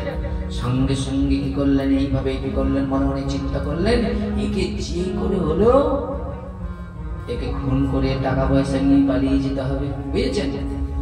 এমন চিন্তা করিয়া ধন্ধকারী গলায় দড়ি দিয়ে ফাঁস লাগিয়ে মারিবার চেষ্টা করলেন, কিন্তু কিছুতেই সে মরছে না, কিছুতেই মরছে না। তখন কি করলেন, তাকে সেই ফাঁস থেকে নামিয়ে একবারে হাতে পায়ে ধরে একবারে একটা জ্বলন্ত মশাল আগুন কি করলেন, তার মুখের মধ্যে প্রবেশ দিয়ে দিলেন। পাপ কীর্তন দেখছেন তো, ক্ষতি কীর্তন দেখছেন তো, জ্বলন্ত অগ্নি তার মধ্যে প্রবেশ করে দিচ্ছেন। তখন ছটফট করে ধন্ধকারী মরিলেন। গৃহের মধ্যে করিয়া গৃহের মধ্যে করি পরে মৃত্যু ধরন তার মধ্যে দেহ ভক্তি পুতিলেন। তখন মানে কি করছে জানেন তো, ওই 5 জন ওকে মেরে দিয়ে কি করেছে, ঘরে গর্ত করে একবার তার মধ্যে পুঁতে দিয়েছে। কিরকম দেখুন, আজকে ইনকম হচ্ছে কত জায়গায়। ধরুন এই মেয়েটা কি করেছে, স্বামীকে বাদ দিয়ে পরপুরুষে মন দিয়ে দিয়েছে। সেই পরপুরুষের ছেলেটার কথা শুনে স্বামীকে খুন করেছে আমাদের ওখানে, দিয়ে নৌকায় জলে ভাসা দিয়েছে, বুঝেছেন? মানে আমি অতটা যাবো না, টেনে দেবো, অতটা যা গেলে হবে না, রাত থেকে দিয়ে আমি টেনে দিচ্ছি, মুখস্থ হয়েছে। তারপরে সঙ্গে সঙ্গে কি করলেন, ঘরের মধ্যে কি করলেন, গর্ত খুলে কি করলেন, তাকে পুঁতে দিলেন। তখন সবাই কি করলেন না, তা গোপন রহস্য কেউ বুঝলে না। লোকে ওই যে মেয়েদেরকে তার বান্ধবীরা জিজ্ঞেস করলেন, আরে কিরে বাবা, তোর স্বামীকে দেখছে না, কোথায় গেছে? বলে বিদেশে চাকরির জন্য গিয়েছে, মেরে গর্ত পুঁতে দিয়েছে। কি মিথ্যা দেখুন। তারপরে সঙ্গে সঙ্গে কি করলেন, বলে ধন্ধকারী অর্থ উপার্জনে দূর দেশে গিয়েছে। অতএব বিবেক হইলে যেই জন স্ত্রীলোককে বিশ্বাস না করিবে কখন, বলে নিজের স্ত্রীকেও বিশ্বাস করা যাবে না, আমার শাস্ত্রের কথা বলা রয়েছে। কত ঘরে বৃদ্ধ বয়সে সব টাকা পয়সা নিয়ে রয়েছে, পাগল হয়ে দেখবেন নিমতরির একটা লোক ঘুরে বহু টাকার মালিক, বৃদ্ধ বয়সে তার স্ত্রী একটা সমাজ কাজ করতো, তার সঙ্গে যে সব সম্পত্তিটা ফুটিয়ে নেন, পুরা সে পাগল বুঝেছে, সর্বনাশ হয়ে যাবে যদি কেউ স্ত্রীকে বিশ্বাস করে। এবার তা বলে সবাই যদি সে ধর্ম পরায়ণ হয়, যদি যে নারী দেখবেন কৃষ্ণকে ভোগ নিবেদন করে, কৃষ্ণ প্রসাদ গায়, সেই কাজটা করতে গেলে তাকে 100 বার ভাবতে হবে। এদের আমাদের চৈতন্য যে শিখাচ্ছে, আমরা যদি কোনো কিছু কাজ করতে যাই মাথায় আসে যে এই কাজটার কারণে আমার বাবা মাকে কষ্ট পেতে হবে, এই ভগবান তোমার মায়ার হাত থেকে রক্ষা করো। তবুও মনে মনে চিন্তা হয় যে ভগবান যদি ভুল হয়ে যায় তাহলে আমাকে সাজাবে, তোমার পরিবারকে সাজাবে, তবে এইরকম চিন্তা হয়। আর যার এই সঙ্গে চিন্তা নেই, বুঝেছে? সঙ্গে সঙ্গে নানা পাপ কর্ম করিয়ার পরে ধন্ধকারীর পেট জনি লাভ হয়েছে। কি জনি? পেট জানেন? পেট মানে ভূত। এদের কলিতে আবার ভূত পেতে বাড়বে কি ভাই, বিষ খাইলে গলায় ধরে দিচ্ছে কি আবার পেতে দিন আসে বোঝালে ভাই ভালো চলবে। আর একটা কি জানো তো, এই তাকে জব্দ করে সে তাকে জব্দ করে, তোমরা শুধু যেখানে গণনা হয় যাবে ভাই, লোক লাইন ভাগবত করবে না। কি দিন আসছে ভাই চুরি করা, ভাই কি অবস্থা, কি দিন। হ্যাঁ, স্বামীকে কায়দা করবে, একে কায়দা করবে, তাকে কায়দা করবে, লাস্টে নিজে কায়দায় করবে, কি দিন আসছে। সেই জায়গায় নারী কি করলেন, সেই পেট জন্ম হয়েছে বায়ু ভক্ষণ করে, ক্ষুধা তৃষ্ণায় শীত গ্রীষ্মে কষ্ট পায়, অন্যদিকে গোকর্ণ সর্বদা ইষ্ট পরায়ণ ক্রমে ক্রমে বহু তীর্থ ভ্রমণ করে।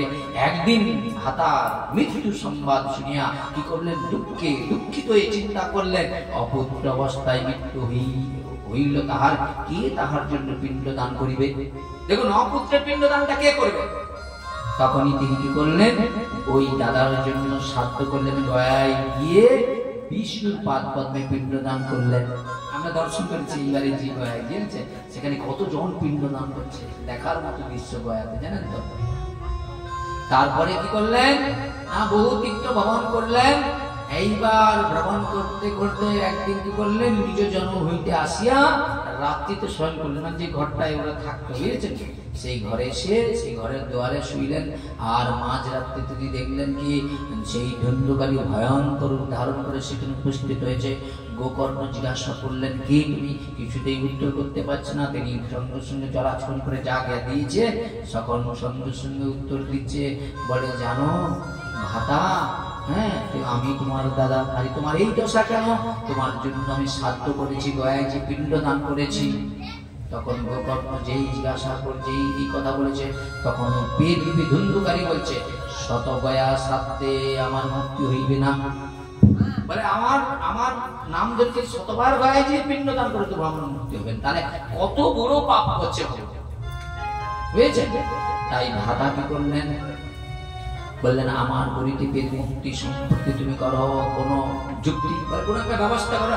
তারপরে সঙ্গে সঙ্গে কি করলেন, সেই দিনের কথা ভোর যখন হয়েছে, যে গোকর্ণ তো সবাই দেখতেছে, যে সবাইকে যখন ঘটনা বলে, বড় বড় ব্রাহ্মণরা পাণ্ডিতরা সব ভয় পাইছে, বলে সাধ্য আর গয়া ছাড়া আমরা কিছু জানি না। তখনই তার মধ্যে একজন বৃদ্ধ বাবার মধ্যে ছিল, তখন বললো, একটা কাজ করো, শোনো গোকর্ণ, তুমি তোমার যোগ বলে তপ বলে তুমি সূর্যের আরাধনা করো, সূর্যের গতিরোধ করে দাও, সূর্য যা বলবে সেটাই করবে। সঙ্গে সঙ্গে তখন গোকর্ণকে করলেন, সেই তপ বলে সূর্যের গতিরোধ করলেন। তখন বলেন, হে দেব, আপনি সাক্ষী হন সেবাকার, আপনাকে বারবার করি নমস্কার। ধুন্ধুকারী যে প্রকার লড়িবে মুক্তি, সেই পথ দেখাও মোরে আপন সম্প্রীতি। তুমি আবার সেই পথ বলো। গোকর্ণের প্রশ্ন শুনিয়া সূর্যদেব বললেন, শ্রীমদ ভাগবত শাস্ত্র পড়িয়া সবার ধুন্ধুকারী মুক্তি লাভ করিবে এখন। বলে, শ্রীমদ ভাগবত কথা শোনাও, এছাড়া ওই পেটের কোনো উদ্ধার নাই। এই জন্য বাবার সাধ্যে কেন গীতা পাঠ করতে পারে, কিন্তু তোমার যাকে গীতা পাঠ করে ওর পরে এই পেট সাধ্যে যে ওই মুখেই মান মাংস করে প্রসাদ বুঝি, তাকে গীতা পাঠ করে, তবে পিতৃগণ উদ্ধার হবে। পিতা মাতার জন্য সাধ্যেতে প্রসাদ দিতে হবে। বলে, কি গীতা পাঠেছে? বলে, হ্যাঁ, কি আছে পেট সাধ্যে, যে গীতা পাঠ করে সে ওখানে দিচ্ছে হবে। যে নিষ্ঠা ভক্তিটার প্রয়োজন আছে, এ নাহলে কাজ হবে না, বুঝেছেন? এবার বললেন, সপ্তাহব্যাপী হইয়া কর প্রবচন, তাহা হইবে সর্ব পাপের বিমোচন। এই যে পাঠটা হচ্ছে 1 সপ্তাহ করতে হবে, তবে এখানকার মানুষের একটু হবে, কিন্তু প্রসাদের ব্যবস্থা যদি 7 দিন করো তাহলে আসবে না, দেখি আসবে। এবার তুমি কতটা ভালো বলো, সম্ভব? এইভাবে সূর্যদেবের উপদেশে সকল কথা শুনিয়া কি করলেন, একটা জ্ঞান যজ্ঞের আয়োজন করলেন। একে কি বলা হয়? ভাগবত জ্ঞান যজ্ঞ। কিন্তু এখনকার দিনে কোনো জ্ঞান মিলবে না, বুঝছেন? এখনকার দিনে আর কোনো জ্ঞান চলবে না। তখন গোকর্ণ কি করলেন, মহানন্দে আয়োজন করলেন, দলে দলে শ্রোতারা এসে উপস্থিত হলেন। এইবার কারা আসছে দেখুন, খঞ্জ, অন্ধ, বিদ্য, মূর্খ, স্বজন, পণ্ডিত, পাপ বিনাশেতে সবাই আসে উপস্থিত। ভাগবত শুনলেই পাপ উদ্ধার হবে, ভাগবতকে প্রণাম করলেই কাজ হবে। শ্রীমদ ভাগবত শাস্ত্র প্রবচন করিবার জন্য স্বয়ং গোকর্ণ নিজেই ব্যাসপীঠে বসলেন। শাস্ত্র শ্রবণের কি করলেন, দেবতাগণ উপস্থিত হলেন। এই রূপী ধুন্ধুকার কি করলেন, আসিয়া 7 গাঁট যুক্ত বাঁশ, এই যে দেখুন, এইটা যে হবে এর একটা নিয়ম আছে। এই যে ধ্বজ বাঁশ দিতে হবে, বুঝেছেন? আচ্ছা বলে না ওই বাঁশ যদি রাস্তায় পড়ে থাকে ডিমাগিবি না, বলে না? সত্যি সত্যি বাঁশের মধ্যেই পেটটা করে আশ্রয় করে। তখনই কি করলেন, সেই পেট যুক্তি করলেন, সেই 7 মাঠ যুক্ত একটি সেই শুকনো বাঁশের ছিদ্রের মধ্যে প্রবেশ করে কথামৃত শ্রবণ করতে শুরু করলেন। নিদায় গৌর আনন্দের বল একজন প্রধান প্রধান বৈষ্ণব করিলেন সেটা গোকর্ণ করেন শুরু ভাগবতীয় কথা। ভাগবত কথা শুরু করে দিয়েছেন, বুঝেছেন? প্রথম হইতে শুরু করিয়া অবিরল চলেছেন ভাগবতীয় কথা। সন্ধ্যার সময় যেই বিশ্রাম করেছে, এই ভাগবতটা কিরকম জানেন তো? সকাল থেকে সন্ধ্যা পর্যন্ত 18,000 শ্লোক পাঠ করবে, আবার সন্ধ্যার পরে আবার ওই বিষয়ে প্রবচন করবে। এর নিয়ম আছে, সূর্য অস্ত থেকে সূর্য ওটা থেকে অস্ত পর্যন্ত একজন 18,000 পাঠ করতে হবে 7 দিনে, বুঝেছেন? এইভাবে কি করলেন, যেই কি করলেন সন্ধ্যার সময় সেই কথা বিশ্রাম করলেন। ধুন্ধুকারী যে বাঁশের মধ্যে ছিলেন, সহসায় সেই উচ্চ শব্দে একটি গাঁট ফাটিয়ে গেল। তাহা শুনিয়ে সবাই আশ্চর্য হয়ে গেল, এই 7 ঘাটের এক গাঁট ফেটে গেছে, মানে তার হরি কথা শোনা হয়েছে। আপনাদের গাঁট ফাট ফাটতেছে নাকি? হ্যাঁ, ফাটেনি, মানে ভাগবত শোনা হয়নি। এইবার সঙ্গে সঙ্গে কি করলেন, এইভাবে প্রত্যেকদিন সন্ধ্যায় ভাগবত কথা যখনই বিশ্রামে একটু একটু করে গাঁট কি করলেন বিদীর্ণ হয়ে গেলেন। ক্রমে সেই সপ্তাহ দিবসে অন্তিম কর্ণ শাস্ত্র যেই কথা সমাপ্ত করলেন, সমাপ্ত গ্রন্থি বিদীর্ণ হলেন। সেই কালে পেদ্রু করিয়া বর্জন, ধুন্ধকারী দিব্যরূপ করিলেন ধারণ। সেই পেদ্রুপ এখন দিব্য দেহ ধারণ করেছে। শ্যামনঙ্গ যেন নব জলধর, তুলসী মালা কণ্ঠে সবে মনোহর। সে যে পেট ছিল তার এখন কিরকম, মাথায় মুকুট, পরনে পীতবসন, 2 কর্ণে কুণ্ডল। তখন ধুন্ধুকারী নমস্কার প্রণাম করলেন, বললেন, বন্ধু তোমার কৃপায় আমি সেই কষ্ট পেটজনি হইতে মুক্তি লাভ করেছি। তাই পেটজনি বিনাশ ভাগবতীয় কথা এই সংসারের ধর্ম হও যেমন সর্বদা। বলে পেটকে যিনি উদ্ধার করতে পারে, এর থেকে আর কোনো বাবা আছে? ভাগবত পেটকেও পর্যন্ত উদ্ধার করতে পারে। শ্রীকৃষ্ণের সেই পরম ধাম হলো শ্রীমদ্ ভাগবত।